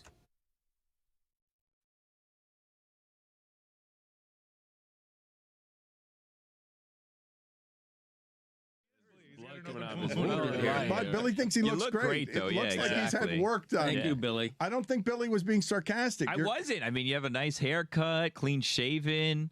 Got a pep in your step today. Pep in it. Mm-hmm. We have. I should probably just tell the audience, because I remember promising Stugotz, and I've lied here, and I try not to lie to the audience or anybody. Same. That I would. What happened? That I would show the audience like what the last 2 years have been like while we were doing it. We've just had to conceal some of it because it's been hard and messy, and you've probably felt it in the strain of the show. The show has had to change and be different, and like we thought a lot of people were going to jump with us, and Amin came, and it was Amin. And then we looked, and it was still Amin, and it's Amin, and reinforcements are now coming, ever so slowly. Heroic Pablo What's Torre he doing? running. By the I don't know. way? Yeah. Just help Moving slowly. Jesus Christ! Planting something. Did he get the memo of the unlimited PTO that everybody takes around here? But this, yes. Where is he? That was in retrospect, as a company policy, it's delightful. I like it spiritually, but it hurts. Yeah, it hurts the unlimited personal time off. Terrible policy. But it's a good policy. You got to admit, it's a good the policy is we never know who's going to be here. He's a surprise in that sense. I can answer the questions on where's Pablo, but there's a lot that goes into this move, and if you haven't been able to tell already, Dan will be making excuses on the front end for the dip in quality. And he's very worried about this move. And Pablo's not here in part because we're all worried about how Dan will take this move. There's a lot of stuff that we're throwing at Dan. We're changing the formatting of the show. We're changing where the show is produced from. And I think just throwing Pablo and, hey, here's another body complicates things a little bit. So we're going to ease Pablo into the rotation. Nobody wants to hear the excuses, and I'm not. I am making excuses for whatever the content is next week when we're between studios. Dan's excuses are brought to you by Miller Lite. Excellent. What is your top 5 list about? Have you assembled a top 5 list? I'd like to do this a little syrupy if we can, because it's an emotional week for me and for us, Stugotz. We got an emotional week next week and the week after that, too. They're all We emotional deal at with this Dan. point. Yeah. Okay. It's At a this very age- sensitive ecosystem, and I'm very worried about changing the ecosystem around Dan. Well, this has been a comfortable place for us. I shouldn't say unlike, like Billy, I am risk averse and uncomfortable with some change. I get comfortable in places, but this place has become physically uncomfortable. But Billy hasn't seen the new studios yet. Yeah. You have. So I was fortunate enough to stop by last week to go check them out. They're beautiful. So I felt better about us moving. You've seen that. But I'll tell you why, though.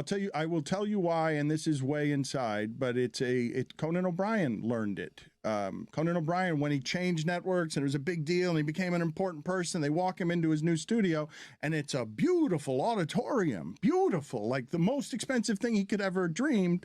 And he walks in and he says, "Oh no." Not because of the pressure, because they used to do an intimate thing in an intimate place in an intimate way, in a way that connected with the audience intimately. And no, you put it in a ballroom in an auditorium as opposed to a place I was here on the weekend with my brother putting up the signage myself. Like it becomes a different thing. And so keep in mind, this place will also be intimate. There's a difference between intimate and crammed like a sardine can. Correct. This place has become physically uncomfortable and people are dying in the building and outside it. We have to move. Yeah. Billy, we have to move. All right, so here's my top 5 for today, and it's brought to you by friends over at Miller Lite who are sponsoring this entire move. And it's the top 5 guests that we ever had in studio here at the Clevelander. In studio guest, huh? Yeah. Okay. This is going to be nostalgic here. Yeah, and this will also afford you guys the opportunity to chime in with some of your favorites. I imagine I've missed one along the years, so we'll begin with the outside looking in. Were they from here for highly questionable? Or here, are we limiting it to the show, our show? I'm limiting it to our show. I still have Ice Cube in there on my outside looking in. The problem is most of that was with highly questionable, and I don't have a lot of frame of reference for that outside of one of the kings of West Coast rap just wandering through a very tight hall and being really embarrassed about how we'd entertain said king of West Coast I was rap. embarrassed by the hospital couch that had been sent for $50 by ESPN to represent our green room. That was a nice couch. It was a nice couch. No, you've got to be shitting me. The couch was nice. That couch was a punishment. You've got to be shitting me, Billy. You did not like that It wasn't couch. a bad couch. It was a nice couch. It was a really bad couch. Served Billy! its purpose. Billy! Sit on it. Billy, it was a terrible couch. It was uncomfortable. It was the couch in a hospital room where they don't want you to spend the night in that hospital.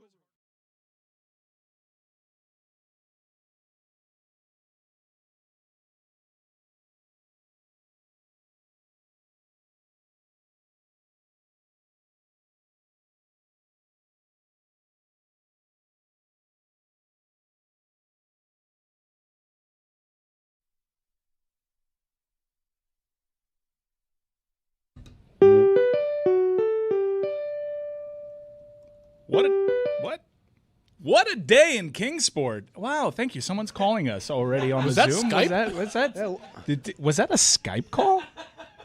I like that as a rejoin. I was Dun, dun, dun, dun, dun, dun. quite unsettling. Yes. Anyways, the universe already ended. What year is it? The universe already ended. We're just living in its echo.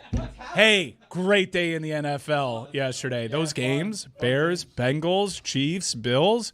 Zaz, you saw those games? Of course, I see everything. Oh, my. Sports. I wish I was there in those stadiums. And sometimes, certainly with Chiefs and Bills, there's only one way to get in that stadium. How? By taking the guesswork out of buying NFL tickets with the Game Time app. That's right. You download the Game Time app, you create an account, and you use code Dan for $20 off your first purchase. Terms apply. Swipe, tap, ticket, go. Awesome. That's a tremendous read by Mike Ryan. Look, I navigated adversity there. You did. With no penalties. Why did I say one time? Yeah, I don't know what happened there. He's like he goes one place to go. I go one time. Are you Wyclef? I meant Cody. 2 times. I meant one place. I was trying to, buoy Mike. One time. Yeah, boy. No, I'm Wyclef. I'm gone till November. Zaz. Yeah.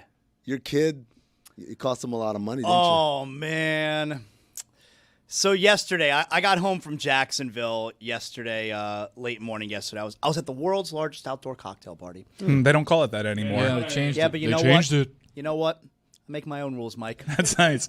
That's an unfortunate call that Florida got there. That was a catch. Right. Well, which was clearer? The foot on the plate in the World Series or the no catch? That was a clear catch. It seemed like a catch, right? They got robbed. It was also a clear out at home plate. Yes, it was. No, we have video. We have video of the planting foot. Of the planting foot of Will Smith behind the plate. You guys can don't. See very obviously, Three dimensions. he digs right into the plate. 3 dimensions. I also cannot believe we are in the third hour of this show, and the only World Series Game 7 that we have discussed is whether or not this play was safe or out, when there were some of the most amazing moments I've ever seen in a baseball game. Jeremy, we can circle back to it. You interrupted Zazzo, and I don't like that. Thank you, Mike. Be respectful. About time somebody said that. So I got back from Jacksonville late yesterday morning. Couple hours out. I'm sitting on the couch in the Zaslow Mansion family room. I'm enjoying a little football. I like that the Dolphins aren't playing, so it's a nice day. And my son sends me a text message. And I haven't heard from him all weekend. Right. He's almost 17. He sends me a text message. All it says is, "You're a terrorist." That's all it says. He's calling me a terrorist. Extreme. All right? And I'm thinking about it for a second. What terror have you reigned? And then I realize what I did. I just right back, I go, oh no. What'd you do? So my son was in a survivor pool. All right. A lot of money here. All right. It was one of those survivor pools. A lot of people. There was about 170 some odd people in it, and it was $100 per person. You do the math. Grand prize, $17,000. Holy hell. All right. Yeah, $17,000. And going into this week, the 170-person pool was whittled down to 20-something. Oh, no. And he's one of the 20-something. Oh, no. And so earlier in the week, he's trying to, and he's planning. All right, if I do this here, I do this next week, I do this next week. No. And I'm like, don't plan. You just got to survive week to week, all right? Just take the best team possible. Do it next week, the next week, all right? So my son says, he goes, I want to take the Ravens over the Dolphins. And I'm like, no, don't. It's the road team. They give up the terrible defense. What do you know? Well, that's really what it boils down to is I don't know anything about sports. Of course and not. So I'm steering him off the Ravens on Thursday night. It's weird. Weird things happen Thursday night football, And he's like, all right, well, who would you go with? And you say it, Chris. Who did I tell him to go with? Had to be the Packers. Had to be the Packers. Oh, no. So I steered him in the direction of the Packers. And that's, I put 2 and 2 together. And that's why he texted me, you're a terrorist. That field goal must have been like a stab in the heart. $17,000. Oh, my God. I felt bad. You know what? What's more egregious? To tell him to pick the team that ended up losing or to talk him off of picking the team that ended up winning? Right, I did both. Have you been helping him every week? Or is this the first time you came in? No, it's like the first time. No, because every week, I'm like, hey, did you survive your pool? You survived. And every week he comes to me really proud. He's like, I know what I'm doing this coming week. I'm going to do this. I'm going to do this. I'm like, all right, sounds great, man. Good luck. And then this week, finally, because it involved the Dolphins, and I feel like I know something. Because I don't know. I don't even follow sports. And so I was like, nah, don't do it. Don't. It was like the first week I gave him advice. And Osama bin Zaslin over here. I hadn't spoken to him all weekend. Just, you're a terrorist. Yes, you are. You are the highest order. I felt bad. You should be on a watch list. It's a lot of money. I want to see what he planned. And if what he planned goes accordingly and he wins out, oh my God, you owe him $17,000. You do.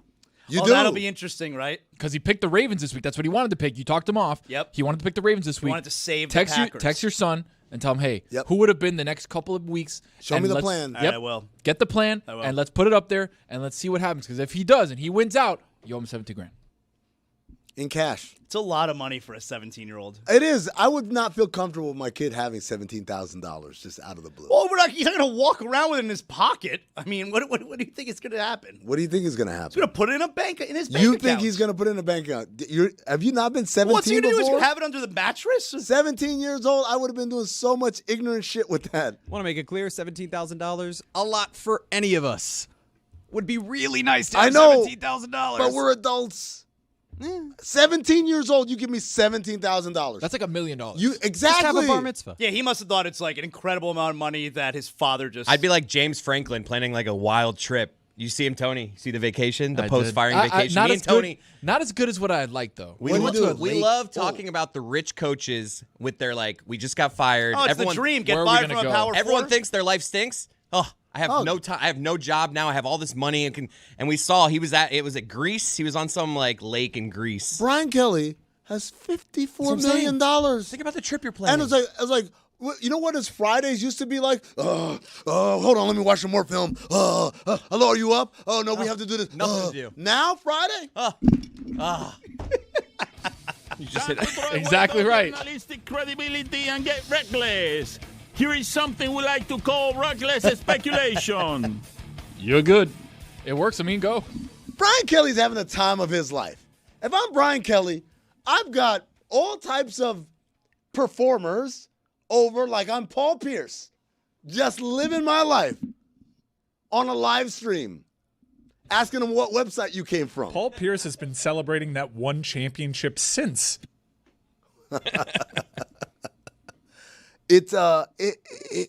Man, if you're Paul Pierce, you've got to say to yourself that I didn't want to talk about Paul Pierce right now. I got distracted because I had to hit the button. If you're Brian Kelly, though. Paul Pierce right now. Paul Pierce like, what? If you're Paul Pierce, you're like, why isn't he talking about me? But if you're Brian Kelly. Two guys that suck. You got rattled just like Mike earlier. I did get rattled because One time. Now do it with a Skype call. And your world being over. I love that ringtone, man. No, I mean, being a fired coach with a buyout. Oh, the dream. But that's how you know they're sickos. I'm like, why would you ever go back? You give me $54 million right now. James Franklin in his first interview the next week after his fire says, I can't wait to get right back in the mix. I will walk. I swear to God, you give me $54 million right now, I will quit on the spot. Just walk out. Walk. I'll walk to the airport. You see what I mean? You get $54 million. You can't take an Uber, though. You got to walk to the airport. Like midnight run? Yep. Barefoot. I'll do it. You know the way, though. I mean, you got there pretty fast. Yeah. I'd be so tired. It's traffic. I'm fast in the traffic. I'll be tired. You know what else I'll be? $54 million richer. Come on, man. Why do y'all feel bad for these people? For any of them? Yeah, I know Dan sits here tries to humanize people. Today we're doing something different. The substitute teacher's out of control. We're dehumanizing We're going to people. dehumanize these people. They're rich as fuck, man. What are we doing? What are we doing? You're complaining, you're sad you got fired. It's not fair. I went to the national championship game last year. Well, yeah, guess where you went now? I'd rather be in Greece than the national championship game. How about that? Mykonos is great this time of year. My God. Mike, I know you've been to Mykonos, Mike. He went to the game before the game. Whatever. It's the Orange Bowl. Give a shit where he went. Give a shit where he's at now. An interview the next week? Yeah. Are you out of your mind? Yeah. Now I see why he didn't want to come do our show the next week. Of James course. Franklin. Because he's still trying to be serious. I have a job to do. Oh. Yeah, I don't have it yet, but I'll do it. So what happened in the World Series? There we go. Circling back, the Dodgers threw $300 million out there in the final innings of Game 7 of the World Series, and everyone's supposed to say, hey, this sport's okay. Hold on. Yoshinobu Yamamoto doing what he did, going from a Game 6 start the night before, where he gives up 1 run in 6 innings and they win the game, to come back out the next night and dominate a Blue Jays lineup that had been great. I'll pull up the stats in just a second. The difference between when they were facing every other pitcher on the Dodgers and facing Yoshinobu Yamamoto is extraordinary. I believe he gave up 2 runs in 17 2/3 innings, and otherwise they scored 31 runs in the series or something like that. I'll gather the numbers now. I have a theory, by the way. The whole pitchers can't pitch back-to-back days thing, it's all bullshit. Well, they'll get hurt in the long run. These guys have successfully negotiated. They talk about load management in our sport. These guys, a whole position, all you do is load manage. Oh, I pitched 2 days ago. I couldn't possibly. I'll see you in 5 days. I'll see you in a week. It's like, honey, can you open this jar? No, I have to pitch in 3 days. Well, no. I can't use this at all for anything. They could pitch 2 days later. The starters can't start 2 days. Like, you can't expect them to go 6 innings 2 days later. You could pitch 2 days later. You play the sport, man. You're going to get hurt. if you do that. Oh, with so the way these guys. So are now we care when they get hurt, huh? Kawhi Leonard, yeah, they Kawhi invest Leonard a lot is of money. very intrigued now. Kawhi Leonard, now it matters. Oh, I never he had might, an issue with he load might get management. hurt. He might get hurt. Like 17 2/3 innings for the Blue Jays offense against Yoshinobu Yamamoto. You say Yamamoto. 2 runs. Blue Jays offense versus every other Dodgers pitcher. 56 and a third innings, 32 runs. That's the difference. That's why he's the MVP. Because not only did he have that type of dominance, he gets 3 road wins. 3 road wins. He gets the Game 2 win, he gets the Game 6 win, he gets the Game 7 win. That is one of the best World Series performances we've ever seen. And from a pitcher, maybe Madison Bumgarner is like the only other example that we can look at this century. You know, you have Randy Johnson. Yeah. There's other great ones, but like I'm Josh Beckett. Man, you're preaching to someone who saw Randy Johnson pitch 800 times in a 5-game series. I thought you were going to say hit a bird. And that too. You know what the most incredible thing? I bring this up every time when we talk about this bird.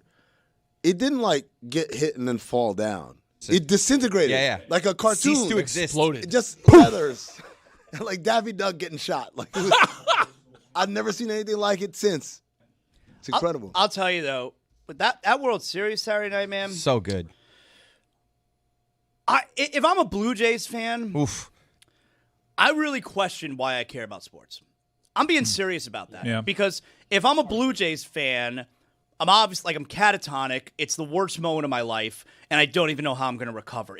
That's as brutal as it gets if you're a sports fan, and I really do. It makes me. Everyone's like, "Oh, Game 7, it's the greatest thing in sports." It makes me question why we care about sports when that ends up being the end result. Because all of those people there in that stadium, and all over the country for that matter, it was like the worst moment of their life when that game ended. I don't know how you come back. I really felt bad. I don't know how you come back from that as a fan. And not again, I'll watch the Maple Leafs. Oh, that low blow. You have the play at the plate inches away from winning the World It's the Series. worst shit. Vlad Jr. just misses having a walk-off.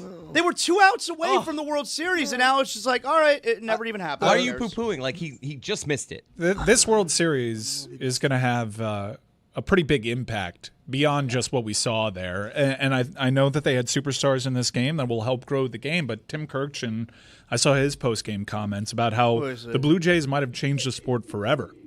I mean, go figure. Guys at the bottom of the lineup just trying to put the bat on the ball. Like, they're a little bit of a throwback team, and they have some of these new school elements where you have guys just taking porn hacks at the top there. But the roster construction around Toronto does give people a chance, even though you ran into like a $2 billion roster. Well, but also the old school method, bunting the guy over in the 11th and giving away the out. Like, that's, I think, I'm sorry. What kind of hacks did you say? Porn hacks. That's what I thought I heard. I felt so good for those people. What was it, early in the game when you get the 3-run home? Like, oh my God, they're so happy. They're so excited. This is so cool. And for it to end the way it did, that's Former the worst, Marlin, man. Miguel Rojas. Not even the most brutal championship lost over the weekend. Oh, what happened? Oh, my gosh. He's got his I know gearhead you on. guys weren't watching the Cup Series finale from Phoenix, but Denny Hamlin, storylines galore, racer for Joe Gibbs Racing, owner of 2311, Michael Jordan's team that is presently suing NASCAR. His dad, terminally ill, never has won a championship, Denny Hamlin, and it was all right there for him. He's basically the Buffalo Bills of this sport. He has won damn near 60 times, won at Daytona multiple times, but he has never won a Cup Series championship. I'm never going to understand. He races for one team but owns another? It's crazy. Anywho. Guy's dominating the race at Phoenix. Dominant, leading lap after lap after lap. There are only three other drivers that are eligible to win this championship in this race. You have Kyle Larson, you have William Byron, and you have Chase Briscoe. Briscoe has a bad car, battles, but doesn't figure into the finish. You have William Byron, and you have Kyle Larson, teammates at Hendrick Motorsports. Denny Hamlin dominating. He's 4 laps away. He is leading the pack by multiple seconds. What happened? William Byron blows a tire. And it brings about a caution. Denny Hamlin has to change all 4 tires. So it goes in the pit. Kyle Larson takes the gamble, was basically on 2 bad left tires the entire final stage of that race, just kept changing the 2 tires on the right side. You go to a restart, Kyle Larson holds position. Denny Hamlin devastated. Just in his car. He found a way to look crestfallen with a helmet on. That's hard to do. And you had it was really gripping television. Did he do something wrong? Could he have done something different? Nothing wrong, man. It's just how random that sport could be. Kyle Larson, he wasn't leading any laps. He was a lap down at one point. It was an incredible comeback for Kyle Larson, but Denny Hamlin, you feel bad. I'm a big Kyle Larson fan. I'm rocking the 5 hat right now. I was rooting for Denny. I was rooting for Denny Hamlin because of all the reasons that I laid out. I wanted to see the France family hand him that Cup Series championship. I wanted him to finally get that monkey off his back and win a Cup Series championship. Instead, what you had was absolute joy on one side of the split screen and damn near the saddest an individual has ever looked in their entire life competing in motorsports. As you know what they say? I do. Thems be the brakes. Get it? Like in a car. Brakes be RKE. It's a NASCAR joke. Oh, what do you guys know about funny? You've been out to that race in Phoenix before, right? I have, yeah. It's fun, man. Going in person is fun. I mean, there's a time in that track. There's one section where dog legs where you can get like 7 wide, and you had one of those restarts there, and it allows for something random. But if William Byron never gets that flat tire, Denny Hamlin finally gets to win that championship, and you have one of the cooler celebrations and cooler moments in sports this year. Instead, your heart breaks for the guy. This is, as you asked the question, this is why. This is why. That heartbreak sets the tone and gives it a texture and a patina that is you only get it in sports. You can't get it from fiction. It's the only way you could do it from live, uninterrupted drama. Think about it like this. Think about how San Antonio felt when Ray Allen hit that shot. Mm-hmm. That sadness is, I would say, equivalent to what the Blue Jays felt, what Denny Hamlin they had felt. another game. Spurs in that Yeah. spot. But What you were saying about Blue Jays fans, like Denny Hamlin, it was pulsating off of him. Like, why am I doing this shit? Well, but at least it's his job, all right? If you're a fan, then it's really, why do I care about this? Why am I letting this ruin my life right now? That's how I felt for the Blue Jays fans. You know how awful those people feel, man, when they're leaving the stadium on Saturday night? I think Mike knows how terrible for them. Mike's pretty familiar how awful it is. Yeah, no, my life is over. Well, there's also not a world. 32 years, There's man. not a world where any of them are watching Miguel Rojas, right? Because Ohtani's up next.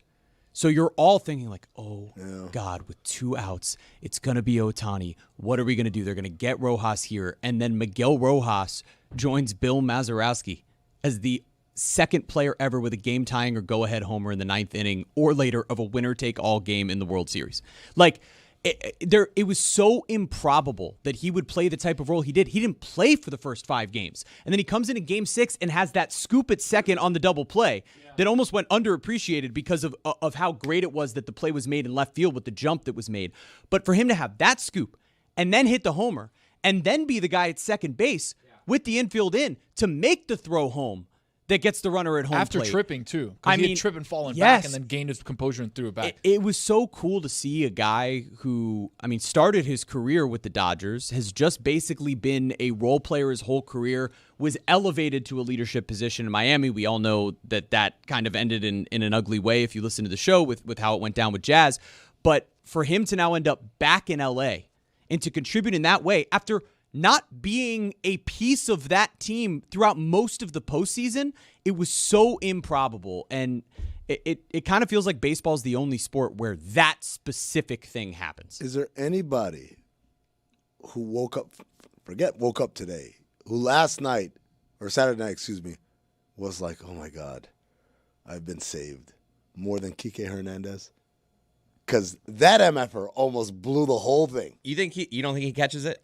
Absolutely not. Really? Sometimes those guys pull that out. Incredibly hard catch. Willie Mays over the shoulder. Absolutely. Usually, if they can get a glove on it, they catch it. He was turned around. I'm with you. Lost in the sauce, man. I love the center field is just like I'm running over you. You could see the look on his eyes, like, oh shit, I don't know what I'm doing, and then collision course. Oh my God. To the point that Mike was making, where they threw $300 million in the last couple innings, the guys that really stepped up for the Dodgers were the guys that weren't paid all this money, right? Miguel Rojas is not paid a ton of money. Catcher. Hit the home run. Will Smith, who's probably the MVP if it wasn't Yamamoto, with how good he played, caught basically 8 games worth in 7 games.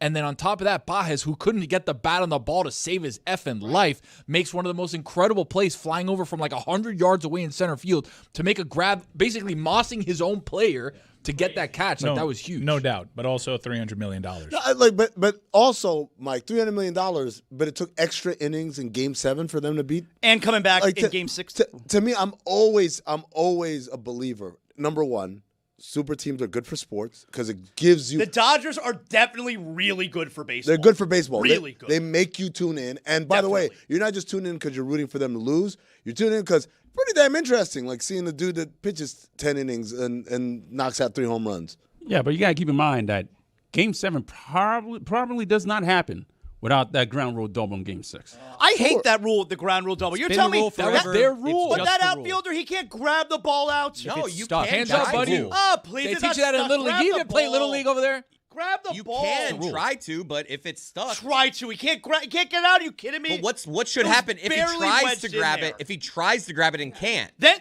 you and run scores. Then you put your arms up. No, you didn't that's even not try. how it works. That I clearly know that's not how it works. But try and get the ball out. Why can't you get the ball? Get the ball. You're taught. Throw those hands up as soon as you see that ball stuck because you can end up in that It's an advantage for the fielder situation. in that spot then. No, Try and get the ball out. Isn't it more of an advantage for the runner because if you're out No, there the runs would have scored. But I'm just saying you're fumbling in the thing. One of the runs would have scored. I don't know, man.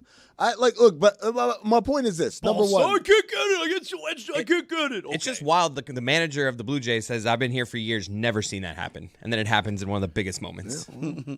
That shit happens. I really think I don't think I'm using hyperbole when I Dems beat the brakes.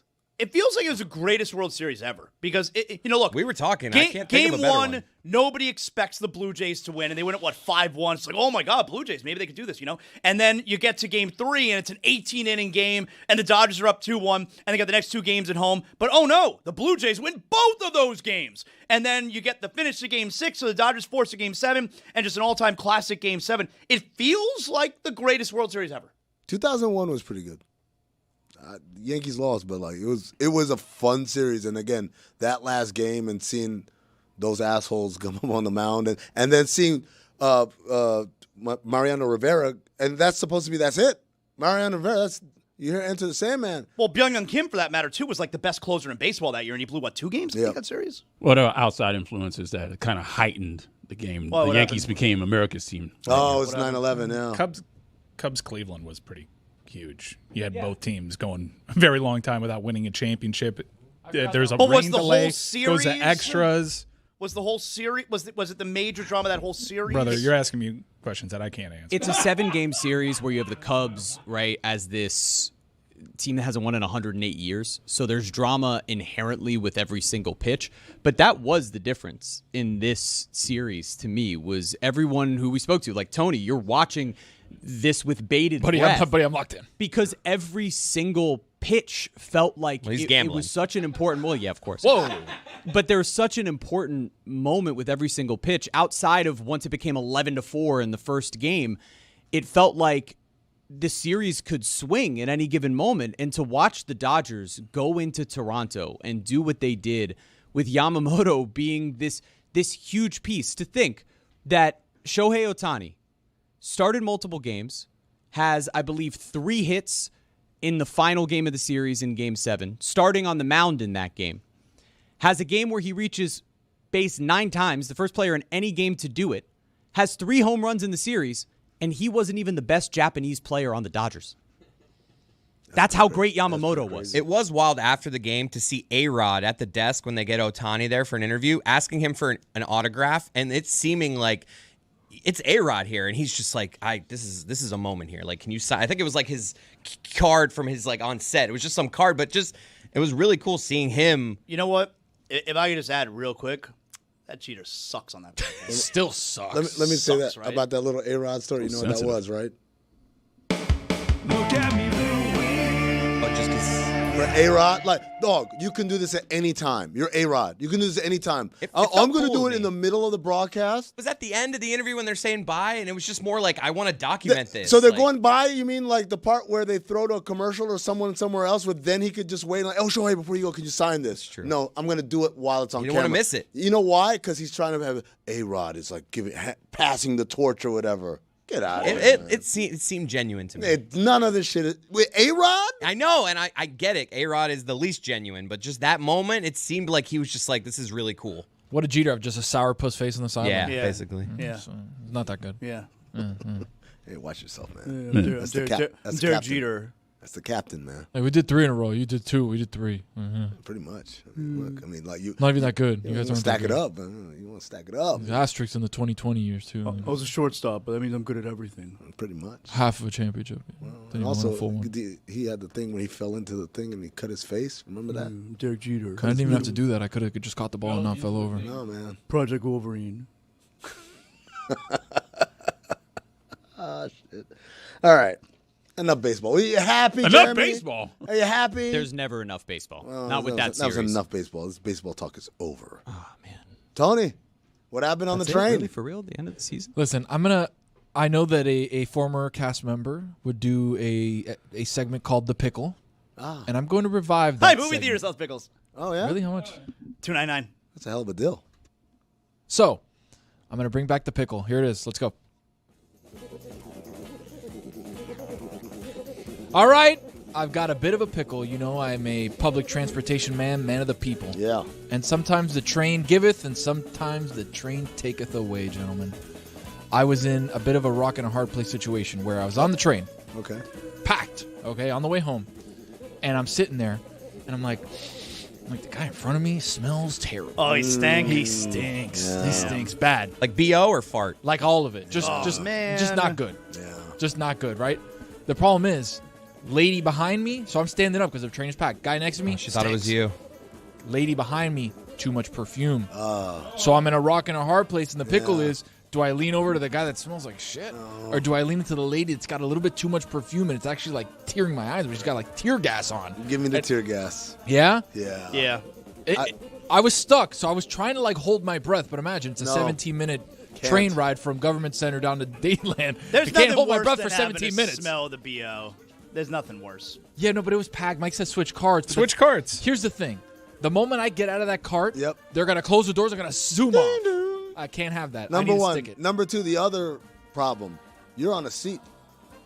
Switch cars. May not have a seat. Might have to stand for that 17 minutes. You got a seat. You can go in between the carts, too.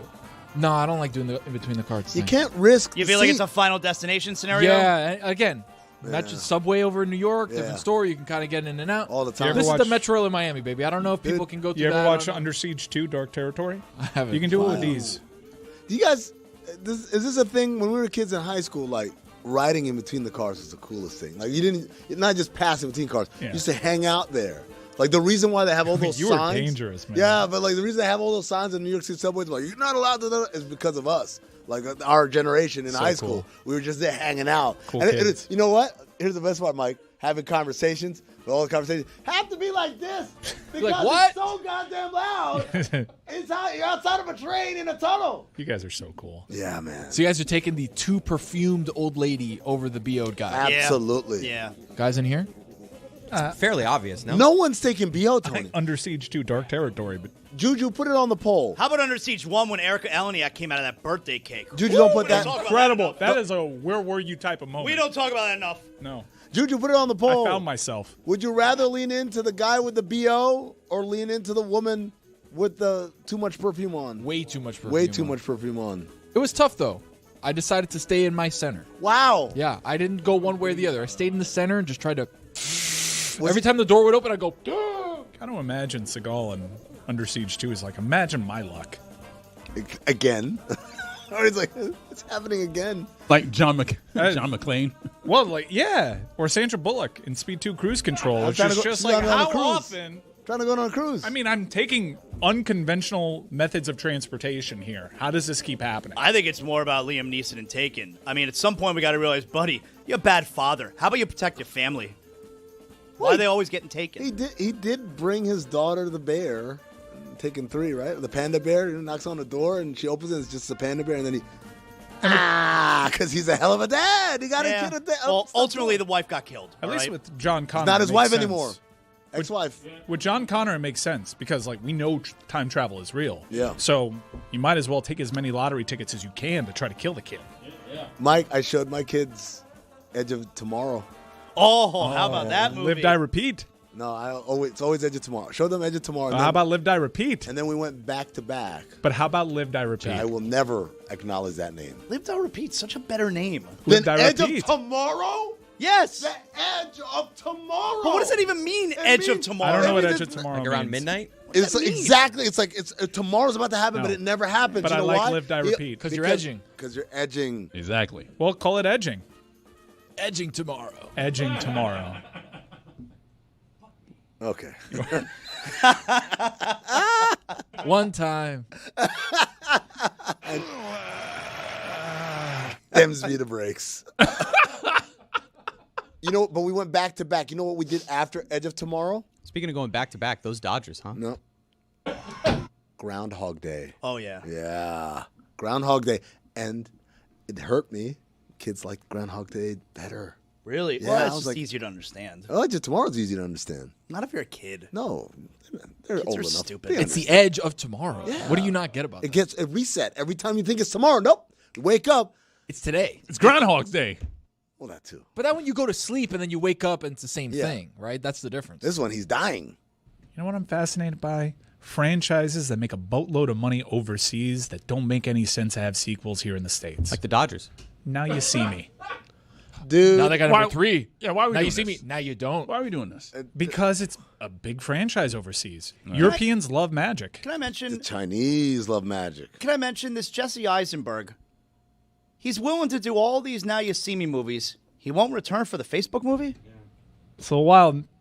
It's a little wild. I guess he knows that no one in the States is watching it. It's like the A-list actors that went over to Asia to film a commercial because they never thought that the internet would be a thing. You know when his career started to go downhill, right? Was when he did Batman vs. Superman, Dawn of Justice. That little end credit scene, ding ding ding ding ding ding ding ding ding ding ding ding ding ding. I was like, Red coats are coming. He went from the hot Hollywood actor, quirky, but does dramas and all that, to you're just a joke. Man, he kind of had the career comeback though. With what? With Now the You See award Me? season. Kieran Culkin won Best Supporting That's a good Actor movie. on that movie about the young Jewish men going back to tour like all the sites of the Holocaust. Yeah. That's Like a good movie. that was a little career comeback for him. Speaking of young Jewish men, I did compile a list because Nobody Wants This on Netflix just came back, which is a movie about a rabbi. It's a show, Jeremy. Oh yeah, TV show Oh, I about thought a this was the rabbi. list. Nobody wants it. No, but that's what I. Yeah, I no, nobody swear, wants dude. anything that I do. I thought you were like, I have this list. Well, I know nobody wants this it. either. No, because when you hear it, you're not gonna think anything of it either. But the whole premise is that Adam Brody has this young woman in Kristen Bell fall in love with him and realize that she really loves Jewish guys. And so I compiled a Hell list yeah, here what's not to because love? that's kind of the premise of the show. Yep. Top 5 Jewish actors that millennial non-Jewish women have developed crushes on that made them go, huh, maybe I have a thing for Jewish guys. Or you could look at this as the top 5 Jewish actors that Jewish men hope to be compared to on a first date. There you go. So, for millennials, and this is particularly for young millennials, Gordo from Lizzie McGuire. Any of you? No? All right, No. we'll move on. No. Speaking of Social Network, Andrew Garfield. He's OLI. He's MOT? Simply because you're surprised that he's MOT. I didn't know he was tribe? MOT. Yeah. He's in the tribe. Paul Rudd, OLI. He's just too handsome. He's just too handsome, and no one really This is- associates him with being a Jewish guy. This is my Paul. This is my Paul Rudd. Here's impression. one for all ages. Jeff Goldblum. I would have to agree. He's had multiple generations of non-Jewish women go, How about Number Jeff Goldblum 5. in The Fly? Good performance. He's shredded in that. Brundlefly. Picking off his Shredded. fingernails. Looking like Julianne. Number a great 5, performance. Dave Franco. Not James? Specifically Dave. We don't like to acknowledge that one. Number 4, Max Greenfield.